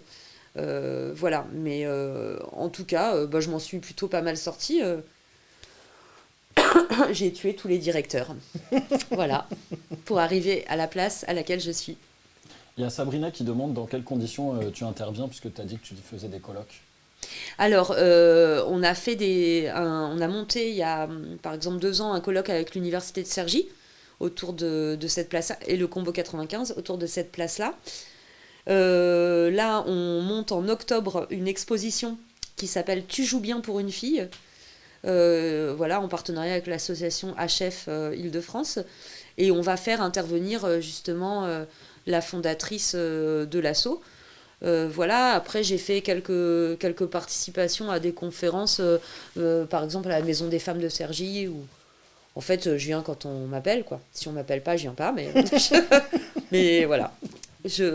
C'est des sujets qui me tiennent à cœur. C'est toujours, on en parlait tout à l'heure, dans la volonté d'insertion des jeunes, ou voilà, c'est de donner espoir et de dire que c'est possible en fait, même si t'es une femme. Très bien. Ok, merci beaucoup. Tu as une autre question ou on non. passe au second jeu? On peut passer au second On joue jeu. encore? Mais on fait que jouer. On fait que jouer. On Trop bien. On alterne moment émotion. Anecdote, jeu. Oh là là, On survole. Franchement, Pierre, tu nous lances le... Bah non, j'étais en train de parler, je vais rien lancer du tout. Bah, dès que t'as fini de parler, tu nous lances Bon, le bah, jeu. j'ai fini de parler. Je peux faire ce que je veux. Là, c'est le jeu. Alors là, Alors là, c'est le jeu. c'est le nouveau jeu. C'est le nouveau Ah, jeu. c'est C'est un le nouveau nouveau jeu. jeu. Petit J'ai été Vous obligé testez de sur prendre, moi. Ouais, Ouais, désolé. Waouh. Alors, le jeu, ça s'appelle En vue ou pas. En gros, je te donne une situation. Ouais. Tu me dis si tu laisses en vue ou si tu réponds, donc tu ne laisses pas en vue. Pour le premier. Je m'attends Si- pire. Non, t'inquiète pas, ça va aller. C'est que des idées de Pierre, de toute façon, je ne suis pas réciproque. Comme les idées douanes, c'est moche. C'est quoi Il y a des trucs, je lui ai dit non, faut pas qu'on le mette. Il m'a dit t'inquiète, je dirais que c'est moi en parlant de lui. Et là, il est en train de. Ah ouais. mais non. Alors, si Mylène Farmer t'envoie un message pour te proposer un atelier d'écriture sur l'estime de soi, tu laisses en vue ou pas? Waouh. Tu vois la petite atmosphère, bougie, Ouais, tout à fait. corde. Alors, je dis pas que c'est mon truc, mais j'ai plutôt tendance à dire que rien ne me fait peur. Non, je laisse pas en vue parce que Mylène, c'est quand même un symbole, qu'elle a des choses à dire. Hein, pour preuve, elle existe depuis très longtemps. Voilà. Non, je laisse pas en vue. Je suis fidèle à moi-même. Je rencontre Mylène et nous allons faire un atelier d'écriture. Faudra bien cibler les Le publics, public. c'est tout quoi. Mais voilà. Et je sais pas si je resterai à l'atelier par Et contre. il est possible qu'elle parle dans un porte-voix, peut-être. Alors, pour le deuxième, si Diams t'envoie un message et te demande d'être en première partie, et dans cette première partie, elle prend le micro, mais elle ne chante pas forcément. Et ça, c'est une idée de Ça, Pierre. c'est mon idée. Ça, je le dis, c'est mon idée. Donc tu vois, elle arrive, il y a une artiste et tout, elle dit ouais, je vais être la première partie, mais par contre, juste donne-moi un micro. Tu sais pas ce qui va se passer, juste tu me donnes un micro. Elle va peut-être pas chanter. Elle va peut-être pas chanter. Et bah, dans le doute, je mets en vue. Ouais, dans le doute, je mets en vue parce que déjà, le pot de pêche bleu ne reviendra pas à la mode. Et non, je mets en vue. Ah, belle réponse. C'est vrai que le pot de pêche bleu, il piquait les yeux à l'époque. C'est clair. Pierre Perret t'envoie un message pour J'ai reçu un mail il y a pas longtemps. Vous l'avez lu ou quoi? C'est le hasard. Donc Pierre Perret t'envoie un message pour proposer une formation intensive à l'humour pour les salariés du forum. Ah, je réponds. Je réponds parce qu'en fait, j'ai cette chanson en tête que tout le monde connaît, hein, voilà, où il parle des attributs masculins. Et je pense que ça ferait du bien, notamment à la moitié de l'équipe du forum masculine, voilà, de discuter de ça avec lui. Et je sens parfois qu'ils ressentent le besoin, quand ils sont entre hommes, de discuter de ça. Donc pourquoi ne pas convier Pierre Perret pour... voilà. Oh là là, Non, elle est je, forte, hein. je lui Très réponds. très forte. Je lui réponds. Mais c'est quoi cette histoire de mail? J'ai vraiment reçu un mail de Pierre Perret. Le vrai Pierre Perret Alors, son tourneur, Ah, mais effectivement, c'est les concerts de fin de carrière. ok. c'est- Et il veut venir au forum? Ah bah, je sais pas, ils envoient des mails génériques, Ah, hein, ok. ça m'était pas particulièrement adressé, mais effectivement, c'était Pierre Perret. Eh ben, on est bon. Hein. Bah, on veut bien l'avoir On dans lui l'émission. diffusera le petit passage de l'émission. Bah, on veut bien qu'il vienne. Ah, on veut. Madonna envoie un message pour proposer un relooking des salariés du forum. Ah bah, je dis oui, je réponds. Bah déjà, je serais honorée d'avoir Madonna. J'ai toujours voulu porter des mitaines. Voilà. Et je vois bien José. Enfin, alors pour ceux qui ne connaissent pas, on n'a pas que José d'ailleurs, on a quelques membres de l'équipe du forum qui n'ont pas beaucoup de cheveux. Et je pense que Madonna. Ah, le live est en train de couper par contre quand on parle de ce genre de sujet. Ah, Non, je rigole. d'accord. Non, c'est juste parce que Pierre est chauve.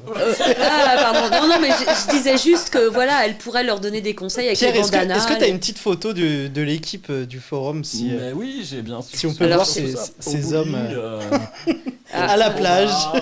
Ouais. Bien sûr, dehors. Ah bah voilà, on voit, voilà. Donc il y a quand même, voilà, j'allais dire la rangée du bas, elle est quand même pas très chevelue. Ouais, Donc ça va. éventuellement, si Madonna, tu pouvais venir avec tes bandanas, ça pourrait nous ou ses aider. perruques. C'est ça. Donc Génial. oui, je réponds bien sûr. Ricky Martin te propose une soirée salsa au forum. Tu laisses en vue ou pas? À la demande de Général, à la demande de Général, je lui réponds. Mais un, dos, tres, bien sûr que tu viens. Non, bien sûr, une soirée. Alors, déjà, on a fait pas mal de concerts dans ce genre musical-là. Et évidemment, si on peut danser en plus, oui, il vient. Ok. Évidemment. Donc pour l'instant, il n'y a eu qu'une personne que tu as laissé en vue, Le pot c'est de Diams. pêche. Le pot de C'est pêche. Ouais, c'est je le suis pot de pêche, désolée, Le Diams. pot de pêche. Ah, attends, je Donc, pense que tu vas laisser d'autres personnes en vue. Parce que le prochain, si Fatal Bazooka t'envoie un message et te propose une soirée mousse avec cagoule obligatoire, me crache pas dessus, c'est arrivé à l'émission d'avant. C'est vrai, mais je me suis retenue. J'ai eu peur, hein. Pas vivre ça deux fois. Donc Fatal Bazooka te propose une soirée mousse avec cagoule obligatoire. Tu laisses en vue ou pas? Franchement, bah non, ça me ferait rire, quoi. Non, venez, Fatal Bazooka. Non, alors c'est sûr que la cagoule, je voulais pas en mettre quand j'étais petite, parce que aucun môme voulait mettre de cagoule. Mais maintenant, on est adulte. Non, une soirée mousse. Non, On fait des braquages. Dis donc, on ne voit plus beaucoup, soirée. Non, je dis oui à Fatal Bazooka. Ok. Si Mano te propose une conférence sur comment rester à la mode dans le rap. C'est la question piège. Eh bien, celle-là. Ouais, elle est gênante. Elle est gênante parce que j'aime pas dire. Enfin, voilà, je suis pas là pour dire du mal. Je laisse en vue. Tu réfléchis. Ouais, si jamais il met Mano Negra, je réponds. Mais Mano tout court, non. Non, je suis désolée, en vue quoi. En vue, quoi. Ouais. Si Carla Bruni te propose une petite réunion Thermomix. Alors, donc, vous avez écouté ce que j'ai dit avant la place de la femme, voilà. Parce que forcément, Bah, tu vois, les ça, meufs... c'est une idée de Pierre, par exemple. Ouais, voilà. Donc, alors, avant même de laisser en vue Carla Bruni, je dis non au Thermomix, car je ne cuisine pas, voilà. Et Carla Bruni... Ouais, mais je ne sais pas lire un manuel. Je ne sais pas lire un manuel d'utilisation. Non, et Carla Bruni, je dis en vue. Ok. Si Booba te propose un coaching Instagram.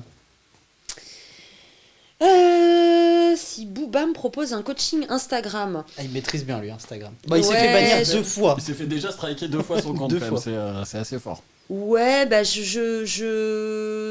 non, je laisse en vue parce que j'aime pas le caramel.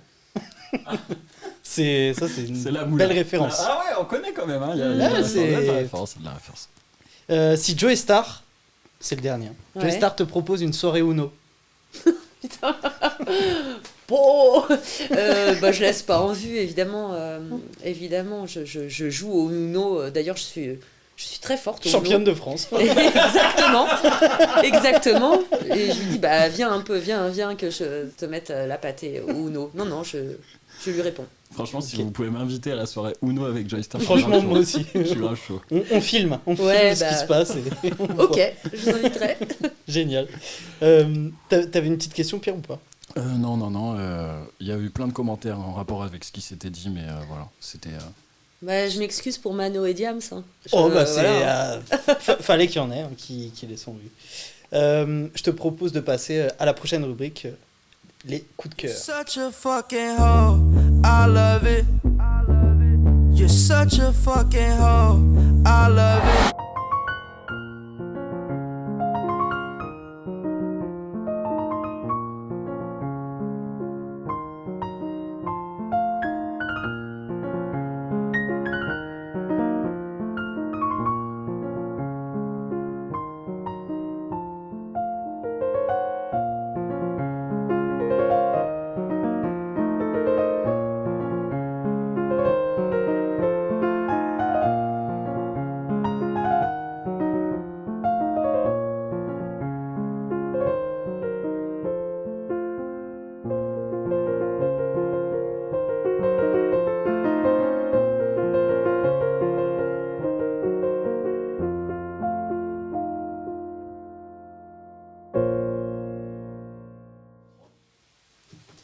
Tu peux nous expliquer un petit peu l'artiste qu'on vient de voir sur cette vidéo et nous parler aussi du fond sonore? Ouais, alors, il a fallu choisir des coups de cœur, évidemment. Faire des choix, c'est pas forcément ce qui est plus facile pour moi, mais là, j'ai choisi Stool, Estelle Martin, qui est une artiste que je connais depuis une quinzaine d'années maintenant. Et en fait, elle fait... elle représente tout ce que j'aime. Alors déjà, la place, on en parlait, de l'artiste femme. Le côté, évidemment, street art. Alors, elle n'a pas démarré forcément dans le street art. Elle a beaucoup travaillé sur la thématique de la femme chat. Et aujourd'hui, elle la décline, vous l'avez vu, sur des immeubles en façon origami. Et je trouve son travail, elle se renouvelle tout le temps.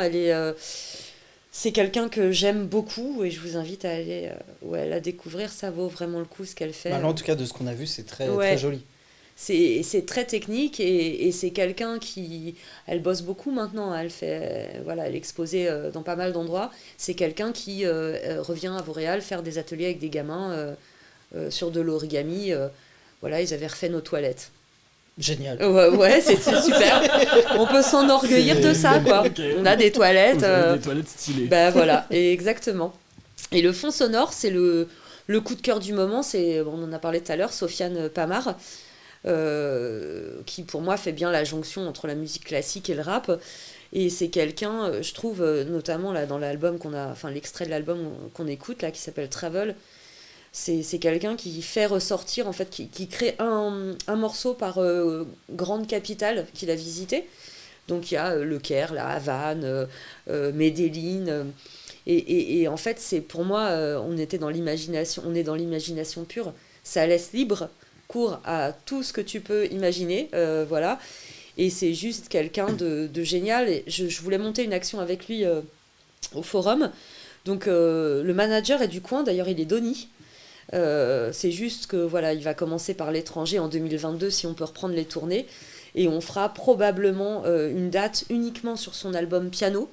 Moi j'aimerais bien raccrocher les jeunes là sur cette partie-là et je sais qu'on a un grand concurrent de la ville à côté et qui souhaiterait le faire mais plutôt avec Scylla. Voilà, sa collaboration actuelle. Ok. Mais je trouve ça que... il y a cette démarche aussi, t'en as un petit peu parlé, mais notamment... on a beaucoup parlé de la partie concert, qui est, je pense, le plus gros de votre travail, mais il y a aussi toute cette partie avec les ateliers, à destination du jeune public. Tu as parlé aussi du public qui ne venait pas forcément en salle de concert, etc. Et j'ai l'impression que c'est quand même quelque chose qui est assez présent dans je sais pas, la philosophie de la salle, ou en tout cas, une salle n'a pas de philosophie en tant que telle, mais en tout cas, les personnes qui y travaillent. Arrête, yo, j'essaie de ça. Mais moi, je souris. Moi, je souris. Non, Je souris. J'entends. Je souris. J'entends, j'ai des écouteurs, Je souris. j'entends très fort. Je souris, j'apprécie. Même quand il m'embrouille, c'est super long. Non, je trouve que il y a ce côté-là et voilà, ça serait. Je trouve que de réussir à faire des passerelles, notamment en utilisant, via Sofiane Pamar, qui est de plus en plus peut-être connu avec. C'est ça, en fait, les public. jeunes le connaissent pas forcément, mais ils connaissent forcément les artistes avec qui ils collaborent, que ce soit Cobaladé, Valt, Maes, c'est les jeunes sont au fait de ça. Après, c'est leur montrer que oui, tu peux avoir des origines étrangères, tu peux venir d'un quartier défavorisé et avoir été premier prix de conservatoire et t'intéresser et être assez ouvert d'esprit pour proposer ce genre de choses. Et moi, c'est ça qui m'intéresse aussi dans Sofiane Pamar, en dehors de son grand talent, c'est que je pense qu'il peut raccrocher les jeunes à ce niveau-là. Ce qui représente un petit peu... Ce qui représente, ouais. Même si, il s'en revendique pas forcément, ouvertement. Mais pour moi, je trouve que c'est un joli symbole, quoi. D'accord. Est-ce que tu peux nous parler un petit peu des objets que tu as ramenés? J'en compte 4. Enfin, il y en a qu'on n'a pas pu mettre, mais... 4, là, il y en a 4. Tu en fais pas partie, Yol. Ah non. Des objets. Ah, Oui, c'est vrai. 3 et 4. Elle avait oublié J'avais le chat. oublié le chat, c'est pour ça. Oh là là. Ouais, je vous disais tout à l'heure, on a parlé de Stool. C'est vrai que moi, je collectionne, en fait, j'adore les œuvres d'art. Je collectionne, alors attention, J'ai pas des Van Gogh à la maison, hein. D'ailleurs, personne n'a mon adresse. Je n'y suis pas en ce moment. Je vais pas faire un cambriolage. Bah nous on l'a en tout cas. Ah mince. Non, mais voilà. Et ce que je disais, c'est que ce qui me motive à chaque fois, c'est la rencontre avec l'artiste. C'est-à-dire que j'ai pas, je crois ne pas avoir d'œuvre de personnes que je n'ai pas rencontrées. C'est toujours en fait avec l'échange et cette rencontre avec les gens. Tu sais, c'est quelque part, tu partages un lien affectif avec eux. Et donc, du coup, voilà, j'aime bien avoir sur mes murs un peu comme si j'avais tous mes amis, quoi. Alors, je n'accroche pas mes amis au mur, pas encore. Après avoir tué les gens, je me passe pour une psychopathe, quoi.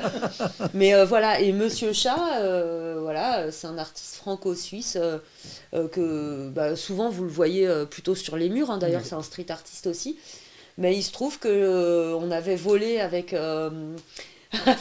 une copine de l'époque, Yana, si tu m'entends, lors d'un vernissage. Voilà, il avait fait un peu de goodies et on était repartis. Attends, t'as dit voler? Oui, voler. Ouais, voler. J'allais. Mais on l'a volé parce qu'on l'a rencontré avant, on avait discuté avec lui et qu'on était. Il y avait ce lien, tu vois. D'accord. Non, enfin, on l'a emprunté, mais si tu veux, c'était pas vraiment une œuvre, tu vois, elle est pas signée. C'était il y a combien de temps l'emprunt? L'emprunt, c'était il y a 15 ans. Ok, c'est tout pour moi. Voilà. Tu crois que ça y est, l'affaire est classée. C'est bon.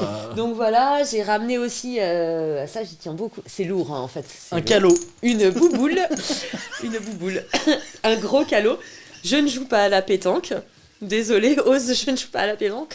Bref, c'est une artiste que j'adore aussi, qui est une amie, Charlotte Jankowski, et elle représente bien tout ce que j'aime, en fait, le travail avec la matière, en fait, toute la générosité que peut apporter la matière dans une œuvre d'art. Moi, j'aime aussi les toiles, quand vous me demandiez quels artistes j'adorais en art visuel, j'aime autant les street artistes pour ce que ça représente, que les tableaux avec... je sais pas, que l'art brut, l'art primitif, vraiment, quand il y a des effets de matière et que t'as envie de toucher. En fait, voilà. Donc, Charlotte, si tu nous écoutes, bravo pour ton travail. Est-ce que juste tu peux remontrer un petit peu, pardon, excuse-moi. Ah oui, alors ici. Hein. Voilà, exactement, super. Donc, elle travaille la céramique, c'est une artiste céramiste, voilà. Et c'est comment tu fais de la céramique quelque chose de contemporain, parce que la céramique, au début, c'était plutôt considéré comme de l'artisanat, d'ailleurs. Et aujourd'hui, elle arrive à en faire, tu vois, des petits objets, des espèces de, je sais pas, d'astéroïdes. Voilà, mais c'est encore des objets où tu peux laisser parler ton imaginaire. Il y a un son, il y a quelque chose dedans. Ouais. Tu sais ce qu'il y a dedans? C'est une bille. Une bille. Ouais. Donc, tu vois, t'étais pas loin avec le calot. Quand j'ai dit que c'était un calot. Voilà, et j'ai ramené ça aussi parce que déjà, c'est un bel objet, vous voyez. C'est un bel objet. Et non, c'est... Elle l'a volé aussi, donc elle revend. Non, mais c'est pour moi le symbole de ce qu'on peut pas faire aujourd'hui. Et l'une de mes passions, c'est les voyages. Alors, les voyages... j'allais dire plutôt touristique, hein, parce que j'ai quand même je suis jamais partie et ça c'est mon grand regret, vraiment sac à dos au dos pendant j'aurais aimé 1 an, 2 ans, 3 ans parcourir un peu le monde. Donc je n'ai fait que des voyages. Est-ce que tu peux expliquer c'est une œuvre d'art, c'est ça? Ouais, alors c'est la pumpkin, la citrouille de Yayoi Kusama, et ça c'est au Japon. C'est juste incroyable comme lieu. C'est une île en fait qui est entièrement où il y a très peu d'habitants et qui est un musée à ciel ouvert. Il y a des sculptures voilà, où tu peux rentrer dedans, tu peux voilà, et c'est une île art contemporain en gros.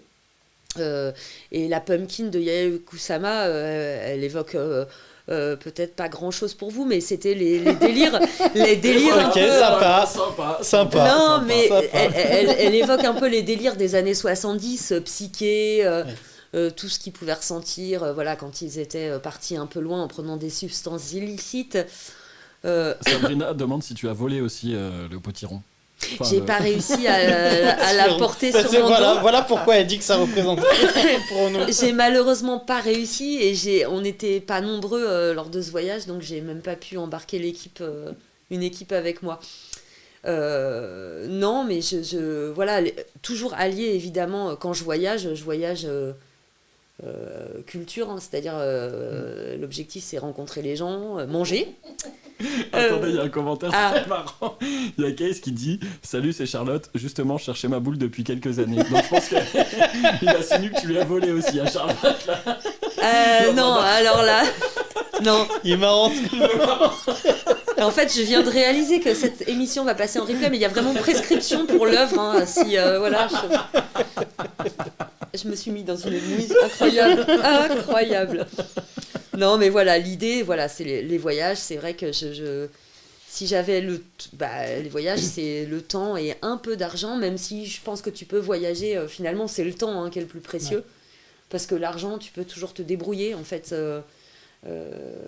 pour voyager avec les moyens que tu as. Mais il y a plein de pays que j'aimerais faire, il y a plein de régions, même françaises. Enfin, je veux aller partout, quoi. Et c'est souvent, les gens me disent, mais t'es toujours... barré, voilà, et effectivement c'est ce besoin de liberté et je voyage beaucoup seule aussi. J'aime beaucoup voyager seule parce que tu vois des choses que tu ne vois pas quand tu es accompagné, tu prends le temps, voilà, donc les voyages, j'espère bientôt. On espère tous. C'est clair. T'avais quelque chose à dire, Pierre? Non, merci beaucoup, je trouve que c'est un moment de poésie et moi j'apprécie la poésie. D'accord, bah ouais.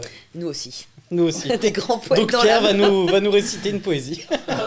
Ok. C'est presque ça. T'as vu comment je suis à deux doigts de bien lancer la prochaine rubrique? C'est pas mal. Alors je vous propose la rubrique roue libre.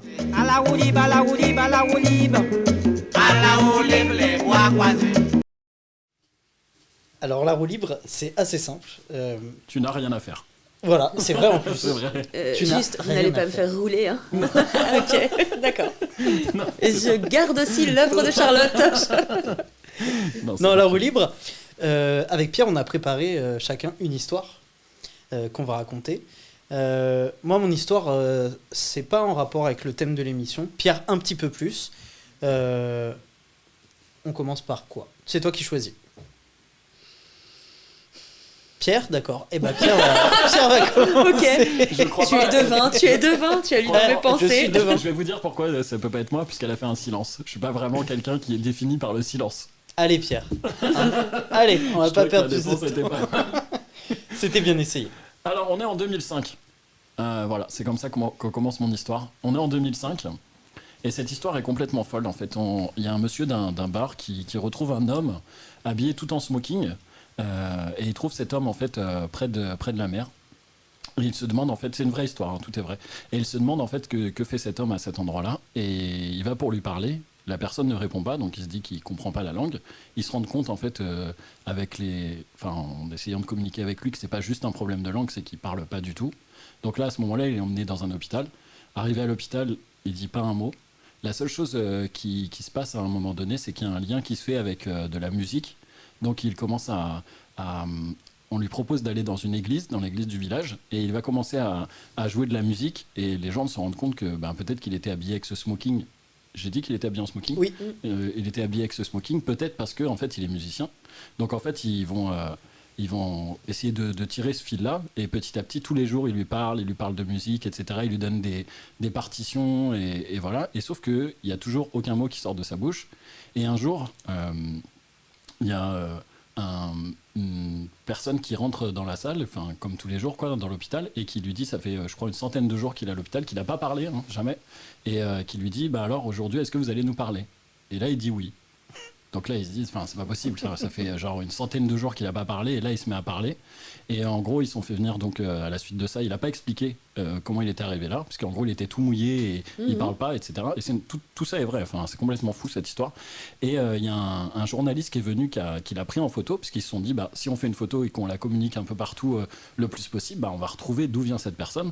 Donc en fait ils ont fait une photo du monsieur, donc ça c'est vrai, sa vraie photo, tout est vrai. Donc voilà, il s'est caché à ce moment-là avec des partitions de musique, et donc la photo a fait un petit peu le tour peut-être pas du monde, mais en tout cas l'histoire a vraiment voyagé assez loin. Il y a plein de monde qui a dit ouais je le reconnais, tout ça c'était faux. Et au bout d'un moment ils se sont dit mais c'est pas possible, d'où est-ce qu'il vient? Et donc hop, après il y a eu des articles qui sont sortis sur lui, donc ça c'est l'article notamment voilà, le pianoman, parce qu'en fait personne ne connaissait son identité, il ne voulait pas la dire. Voilà, hop, ça c'est le dessin qu'il avait fait du piano pour parler qu'il aimait la musique en amont. Et un jour en fait il y a eu, la situation s'est débloquée, et là je ne sais plus comment. C'est une blague. Non, c'est pas une blague. Ah, pas pouvoir t'aider, moi je la connais pas l'histoire.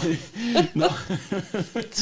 Non, en gros, au bout d'un moment, en fait, il a été ensuite interné dans un deuxième hôpital et les psychiatres ont essayé de travailler avec lui sur la parole, etc., pour qu'il communique davantage. Et en fait, si, ça y est, il a réussi en fait à réexpliquer son histoire et il a expliqué en fait qu'il n'était pas du tout pianiste professionnel.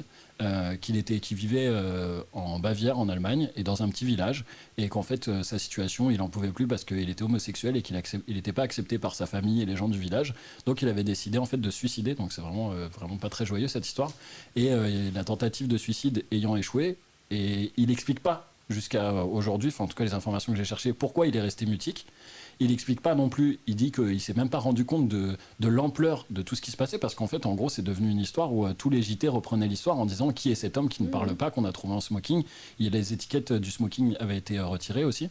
Et en fait, voilà, l'histoire quand ils ont été voir la famille ensuite en Bavière, ils ont dit, mais enfin, il y a eu des appels dans le monde entier, il y a des gens qui sont reconnus dans votre fils en disant que c'était leur enfant, leur mari, etc., alors que c'était complètement faux. Et vous-même, vous avez même pas... Ils ont dit, bah non, on n'a pas vu le journal ce jour-là, et puis on pensait qu'il était parti en vacances en France, on s'inquiétait pas. Et donc voilà, et puis... et l'histoire en est restée là, et c'était une espèce d'ensemble un peu de mélancolie, de tristesse. Il voulait aussi être pianiste, et ça n'a pas forcément réussi, etc. Donc c'est une histoire que je me suis dit... quand j'ai entendu l'histoire, j'ai eu l'impression que ça s'était passé dans les années 50 ou 60. Et en fait, en me plongeant dans l'histoire, je me suis dit, mais en fait, non, c'était il y a 15 ans. Et voilà, c'est pas une histoire qu'on a forcément entendu parler. Il y a d'autres histoires un peu plus connues comme ça, de personnes qui ont arrêté du jour au lendemain, soit ont disparu volontairement, soit ont arrêté de parler. Et là, vraiment, il y avait ce lien avec la musique que je trouvais intéressant par rapport à l'émission. Voilà. C'est belle histoire. Belle histoire, voilà, merci. Ouais, je la belle connaissais histoire. pas. Et... moi non plus, je la connaissais pas. On est deux. Et maintenant, je la connais un peu mieux. On la connaît un petit peu mieux. À toi, Yolo. Et bah moi, mon histoire, donc du coup, elle représente pas forcément le thème de la musique, mais je trouve que ça parle un petit peu de parcours assez, je sais pas, étonnant. En fait, c'est l'histoire d'un garçon, un Camerounais, qui a grandi en Afrique jusqu'à l'âge de ses 12 ans, je crois, à peu près, et qui travaillait sur des chantiers, qui faisait des métiers assez difficiles, et qui a décidé un jour d'aller en France parce qu'il avait des rêves, des projets de carrière. Et en arrivant en France, il était SDF, en fait. Il vivait dans la rue. Voilà, c'était... il n'avait pas d'argent, il ne pouvait pas manger. Et donc cet homme, il a été recruté, on va dire, par une association. Et dans cette association, il aidait les autres SDF. Il allait apporter des repas, il leur donnait des couettes, etc. Et lui, son rêve, un petit peu, c'était faire de la boxe. Et à côté des locaux de cette association, justement, il y avait une salle de boxe. Et lui, ce qu'il voulait, c'était être recruté en tant que professeur de boxe. Et donc, quand il finissait avec son association, il allait dans la salle de boxe pour s'entraîner, etc., pour faire connaissance. Et jusqu'à ce qu'il fasse un petit peu son premier combat officiel, on va dire. Et ce jour-là, il fait un combat assez incroyable parce que c'était quelqu'un de très musclé, très grand, plus de 100 kilos, plus de 110 kilos, 120 kilos. Et ainsi de suite, il a fait des combats, il impressionnait les gens jusqu'à être recruté en UFC. Je ne sais pas si tu connais. Non. L'UFC, en gros, c'est le MMA aux États-Unis. D'accord. C'est comme si c'était la Ligue 1 de foot en France. C'est le plus haut truc. Et donc, il a été recruté en UFC et il a enchaîné les combats contre des stars, etc. Et je parle de cette histoire parce que cette nuit, il est devenu le champion du monde de poids lourd. C'est le premier Africain à devenir champion du monde de poids lourd. Et voilà, c'est assez étonnant parce que quand on regarde son parcours, et dans les journaux, on parle de lui comme l'ancien SDF des quartiers nord de Paris. Et on voit maintenant que il a atteint... Il ne peut pas aller plus haut, en tout cas, dans dans sa Ouais. catégorie de boxe. Et donc voilà, je trouve que c'est un parcours assez étonnant, inspirant, parce que j'avais donné des photos à Pierre quand il était en Afrique, mais Pierre, il les a pas mis. Quand j'étais en Afrique. Non, quand, lui, il était en Afrique, je comprenais pas. Oui, c'est vrai, il m'a envoyé des photos. Et voilà, vous les voyez dans le live. Enfin, non, pas vraiment, mais vous pouvez les imaginer. Donc voilà, c'est une histoire assez inspirante. Comment Et il s'appelle Francis Nganou. Voilà. Si vous voulez Bah, regarder. c'est un petit peu. inspirant, puis comme on en parlait tout à l'heure, il y a aussi, je pense, une histoire de karma. Hein. Ouais. Enfin, tu vois, s'il a galéré, il a aidé les autres, et au final, voilà, c'est la roue libre, la roue tourne. C'est ça, c'est exactement ça. Bah voilà, Oh là là là là. Ah, Qu'est-ce que tu veux qu'on dise de plus? On fait des introductions, elle fait des conclusions. C'est- Oh là là là là là là. C'est du tennis, on se fait C'est des... que des passes. Exactement. Est-ce que tu pourrais un peu nous expliquer comment toi tu vois la suite des choses pour toi, que ce soit vis-à-vis du forum ou dans ta vie personnelle? alors, vis-à-vis du forum, j'espère, bah déjà on a un nouveau lieu là qui va sortir de terre en 2023, une plus grande salle. Hein. J'espère que Au même endroit que le forum Au déjà? même endroit, ouais. D'accord. j'espère que le projet pourra rester le même, même si ça sera un lieu plus grand, en tout cas que l'esprit et la philosophie dont il parlait sera la même. C'est un peu angoissant parce qu'on ne sait jamais, ça peut aussi échapper. Hein, donc il faut qu'on soit vigilant sur ça. Mais voilà, le forum, je lui souhaite une longue vie. Avec des jeunes qui viennent renforcer l'équipe parce que voilà, c'est toujours bien de renouveler les idées et qu'à un moment donné, il faut aussi savoir passer le relais. Et dans la vie perso, un peu comme dans la vie pro, je me vois jamais installée dans la routine, mais je me vois toujours, en tout cas, approfondir les relations avec les gens que je connais ou les collègues que je connais déjà, développer de nouveaux projets et, comme tu disais, essayer de garder cette sensation de liberté, en tout cas. Je dis bien sensation parce qu'aujourd'hui, voilà, on en est un peu privé. Mais voilà, et en tout cas, toujours apprendre aussi, continuer à apprendre. Là, je refais une formation là pour un peu plus sur l'économie sociale et solidaire. Mais voilà, c'est toujours essayer de développer des projets et dans le respect de plein de choses, voilà, et se remettre toujours en question, quoi. D'accord. On n'en a pas trop parlé justement Enfin, on a parlé du contexte qu'on vit actuellement, d'épidémie, etc. Vous, le forum, vous avez mis en place des choses pour quand même continuer à produire des artistes, à faire des choses. Tu peux nous en parler un petit peu? Ouais, alors on a mis en place des choses qui sont complémentaires, on va dire, à ce qu'on fait d'habitude. Après, c'est pas quelque chose, on veut pas que ça se substitue à ce qui est notre vrai cœur de métier, les concerts avec du public debout, voilà, dans la sueur et la bonne humeur. Mais on a mis en place des résidences, c'est-à-dire des moments où les artistes viennent quand même créer sur la scène en semaine. Et à l'issue de ces moments de travail, ils font un live stream. Donc on arrive quand même à diffuser un peu les artistes.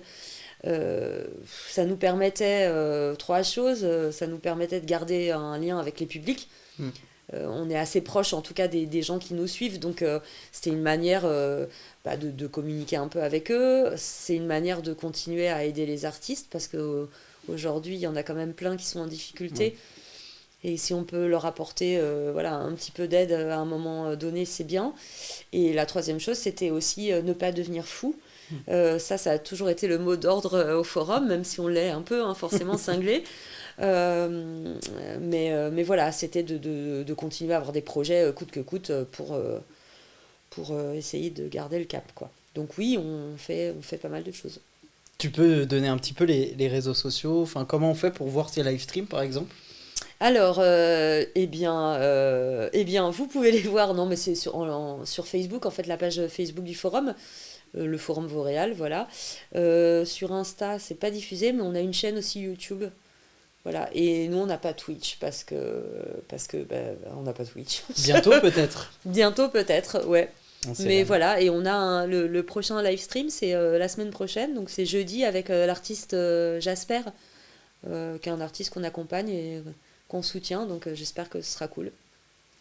Ok. Voilà.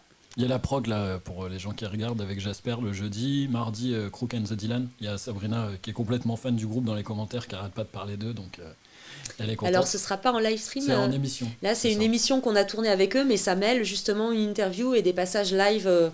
Donc ça a live sur déjà été scène. tourné. Ça a déjà été tourné, ouais. Ça a été une super journée. Ça va être cool. C'était cool parce que c'est un groupe. En fait, le principe des émissions, c'est vraiment des gens qui sont déjà venus jouer au forum, qu'on connaît bien. D'accord. Et du coup, c'est juste un régal de les avoir à domicile, quoi. Et vendredi, vous avez Connivence Antillaise. Connivence Antillaise. Alors là, c'est la clôture d'un colloque auquel on participe avec l'Université de Cergy, qui est sur musique et littérature de l'Atlantique noir, donc francophone.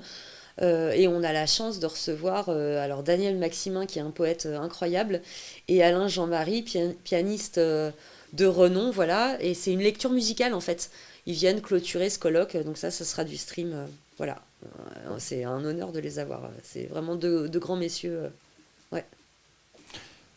C'est pas une question polémique, mais c'est juste d'avoir ton point de vue. Je commence en introduction avec... Waouh, ça fait peur, ça. Ouais, c'est pas une Ça fait question peur. polémique, attention. Mais non, parce que vraiment, pour le coup, j'en parlais avec toi, Yol, sur... de façon... je fais une parenthèse qui n'a rien à voir avec l'émission et le thème, mais je trouve que les émissions en général cherchent beaucoup à cliver et à chercher le truc polémique, etc. Parce que c'est ça qui fonctionne et c'est ça qui buzz. C'est pas du tout l'objet de ma question. Mais c'est vrai qu'il y a d'autres salles, plus ou moins lointaines, on peut prendre un exemple plus lointain, comme ça c'est plus simple de s'en détacher, qui vraiment ont pris le parti de pas du tout faire du live stream, en se disant que peut-être, pour Oui. tout un tas de raisons, vous, t'en as parlé un petit peu, mais est-ce qu'il y a un moment donné où vous vous êtes posé la question de vous dire quand même, je sais pas, hein, je prends peut-être une possible réponse ou j'arrête de parler. Mais non, mais finis ta question. Non, elle était bien comme ça. C'est la question qui ne finit pas. Il en faut une par émission. C'est vrai. Voilà, elle est finie. Non, bien sûr, on s'est posé la Elle est question. forte, hein. Bah, Elle répond, évidemment. Parfait. Non, bien sûr qu'on s'est posé la question parce que si tu veux, déjà en période de trouble, qu'est-ce qui se passe? Est-ce que tout le monde a un discours commun?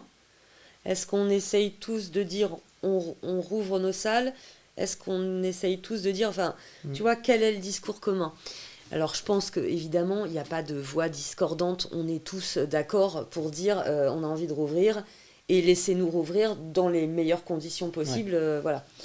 On n'est pas des fous, hein, on ne va pas rouvrir si on met en danger les publics, ce n'est pas l'objectif. Mais déjà, il y a ce problème du discours commun. Donc, il y a des salles qui ont décidé d'en faire, d'autres pas. En fait, les deux choix, à mon avis, sont respectables. Dans le « je n'en fais pas », soit parce que je n'en ai pas les moyens, parce que ça a un coût, soit parce que j'en ai pas les moyens, soit par conviction, parce que c'est pas vraiment notre cœur de métier et qu'on n'a pas envie d'inventer des formes qu'on va zapper après au moment du retour à la normale. Ça, c'est respectable aussi comme décision. C'est vrai, le live stream, c'est autre chose. Nous, notre ADN, c'est vraiment de faire du concert debout avec des publics. Nous, on a choisi de le faire. En fait, on a balayé ces réponses-là en se disant, bon, en fait, comme je t'ai dit, on le fait pour garder le lien avec les gens et pour aider les artistes. Alors, ça ne veut pas dire que les salles qui ne font pas de live stream n'ont rien fait pour les artistes. Ils ont aussi fait des actions culturelles, ils ont envoyé parfois des groupes dans les établissements scolaires, ils l'ont fait différemment.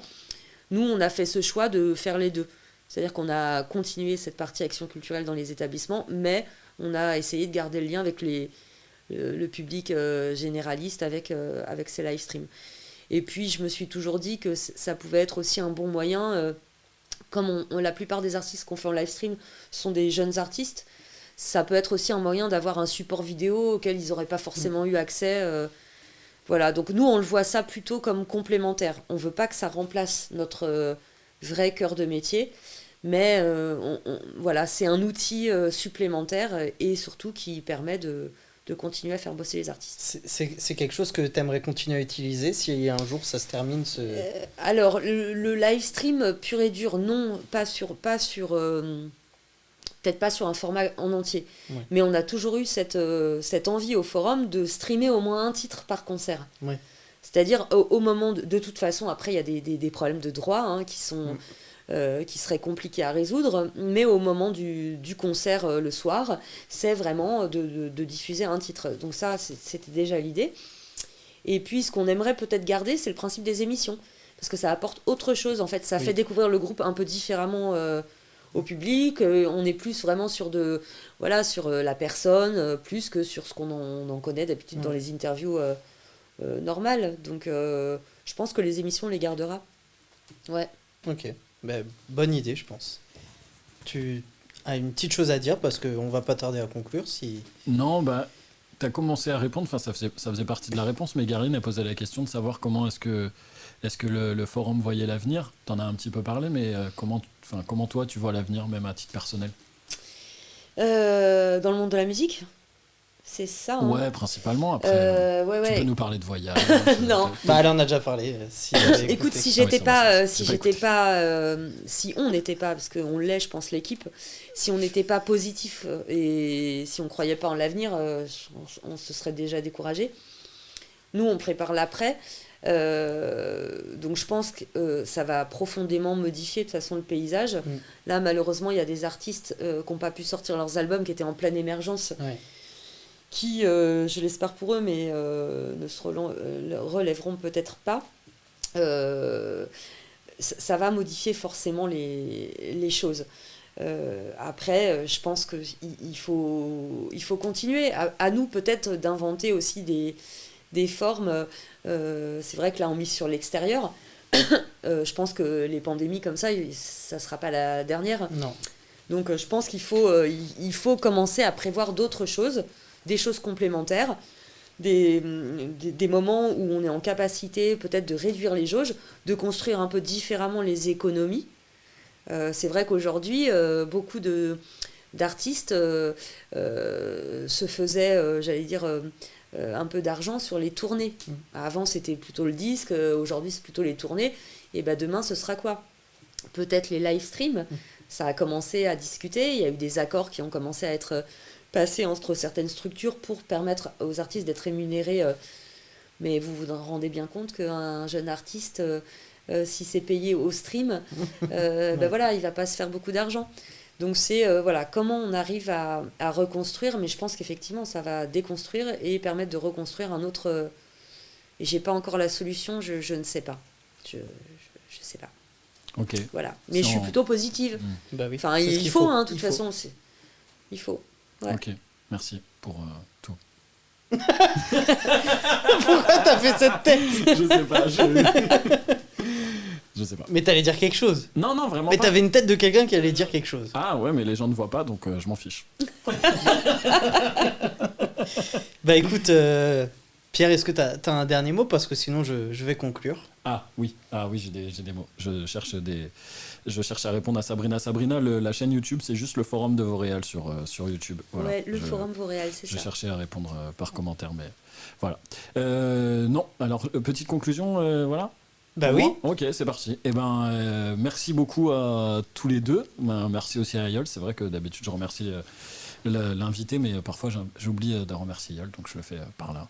On a l'impression que tu m'as mis la pression, mais c'est pas le cas. Je vais demander. Dédicace. Merci, tu me dis merci.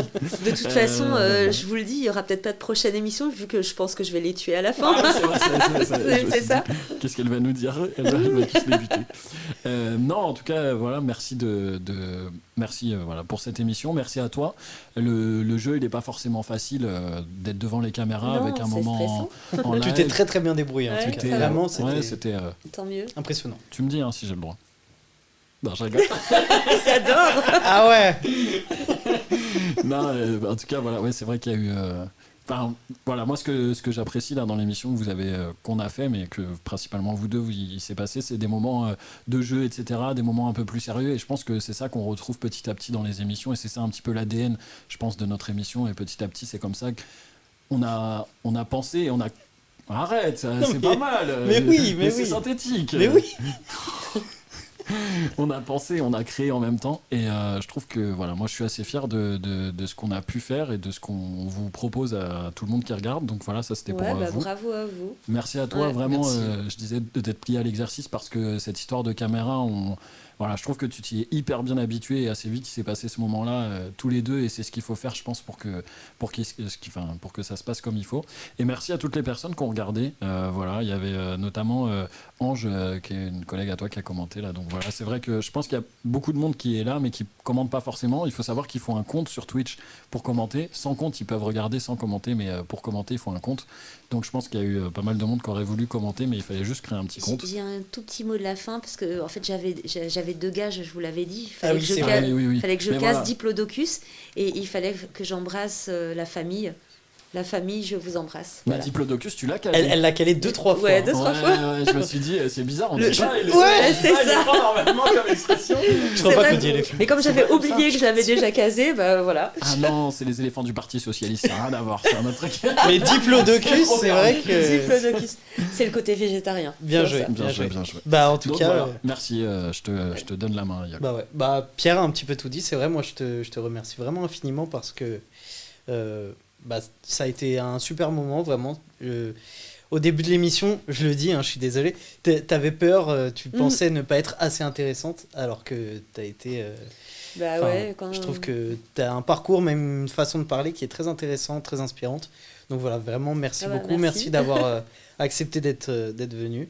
Et voilà, moi, c'était un très très bon moment. Et Pierre a parlé d'un moment à 2, mais je pense que c'est vraiment un moment à 3 plutôt qu'à 2. Parce que ce qui me fait des grimaces bizarres là, mais J'ai pas fait de grimace, j'ai fait un bisou. et non mais quand je dis moment à 3, c'est parce que t'es là aussi pour participer, Ne m'aider, faites pas pleurer à la fin. m'aider, rigoler et puis voilà, enfin super moment quoi. Et puis bah on va conclure. Hein. Pierre. Non, il y a Garline qui dit qui te remercie pour ton humilité et je pense que c'est quelque chose qui merci. pourrait synthétiser un peu aussi moi ce que je trouve qui est ressorti de cette émission là. Mais parfois on a envie même de te secouer personnellement, désolé de te dire ça comme ça, mais de te dire mais ce que tu fais ça déchire vraiment, Ouais. c'est genre Ah, vraiment merci. il y a ce truc là un peu de tâtonner et tout et je pense que voilà après bon bref j'arrête. Je suis d'accord. Je suis complètement d'accord avec lui. Secouez-moi et après je vous tuerai. Ah oui c'est vrai j'avais oublié cette partie. Et ben on va les se faire tuer hein, du coup. Et ben on se retrouve. T'avais quelque chose à dire, non? Non, peut-être que tu vas dire qui on voit la semaine dans 15 jours ou en tout cas un petit élément de teasing. Et ben notre prochain invité ce sera Maurice. Pierre, est-ce que tu peux nous dire un petit peu qui est Maurice très rapidement? Ah, Très très rapidement. Ouais, Maurice, c'est un peu comme le bouquet, il a 2 prénoms et il veut plus qu'on l'appelle Maurice. Il s'appelle Maunio, donc voilà, s'il regarde l'émission. Artiste talentueux aux multiples talents. C'est bien. Une petite redondance. Voilà, qui fait de la roue de cire, qui vient de créer un spectacle, qui vient de finir un seul en scène en jouant du piano. Il a appris le piano en 2 ans alors qu'il n'avait jamais joué de piano avant. Bref, une histoire de fou, un rire communicatif, une passion pour la nourriture. Et voilà, ça fait pas mal comme 3 hashtags. Génial. Et donc Voilà. on se retrouve le dimanche 11 avril à 18h pour la prochaine émission. Au revoir tout le monde.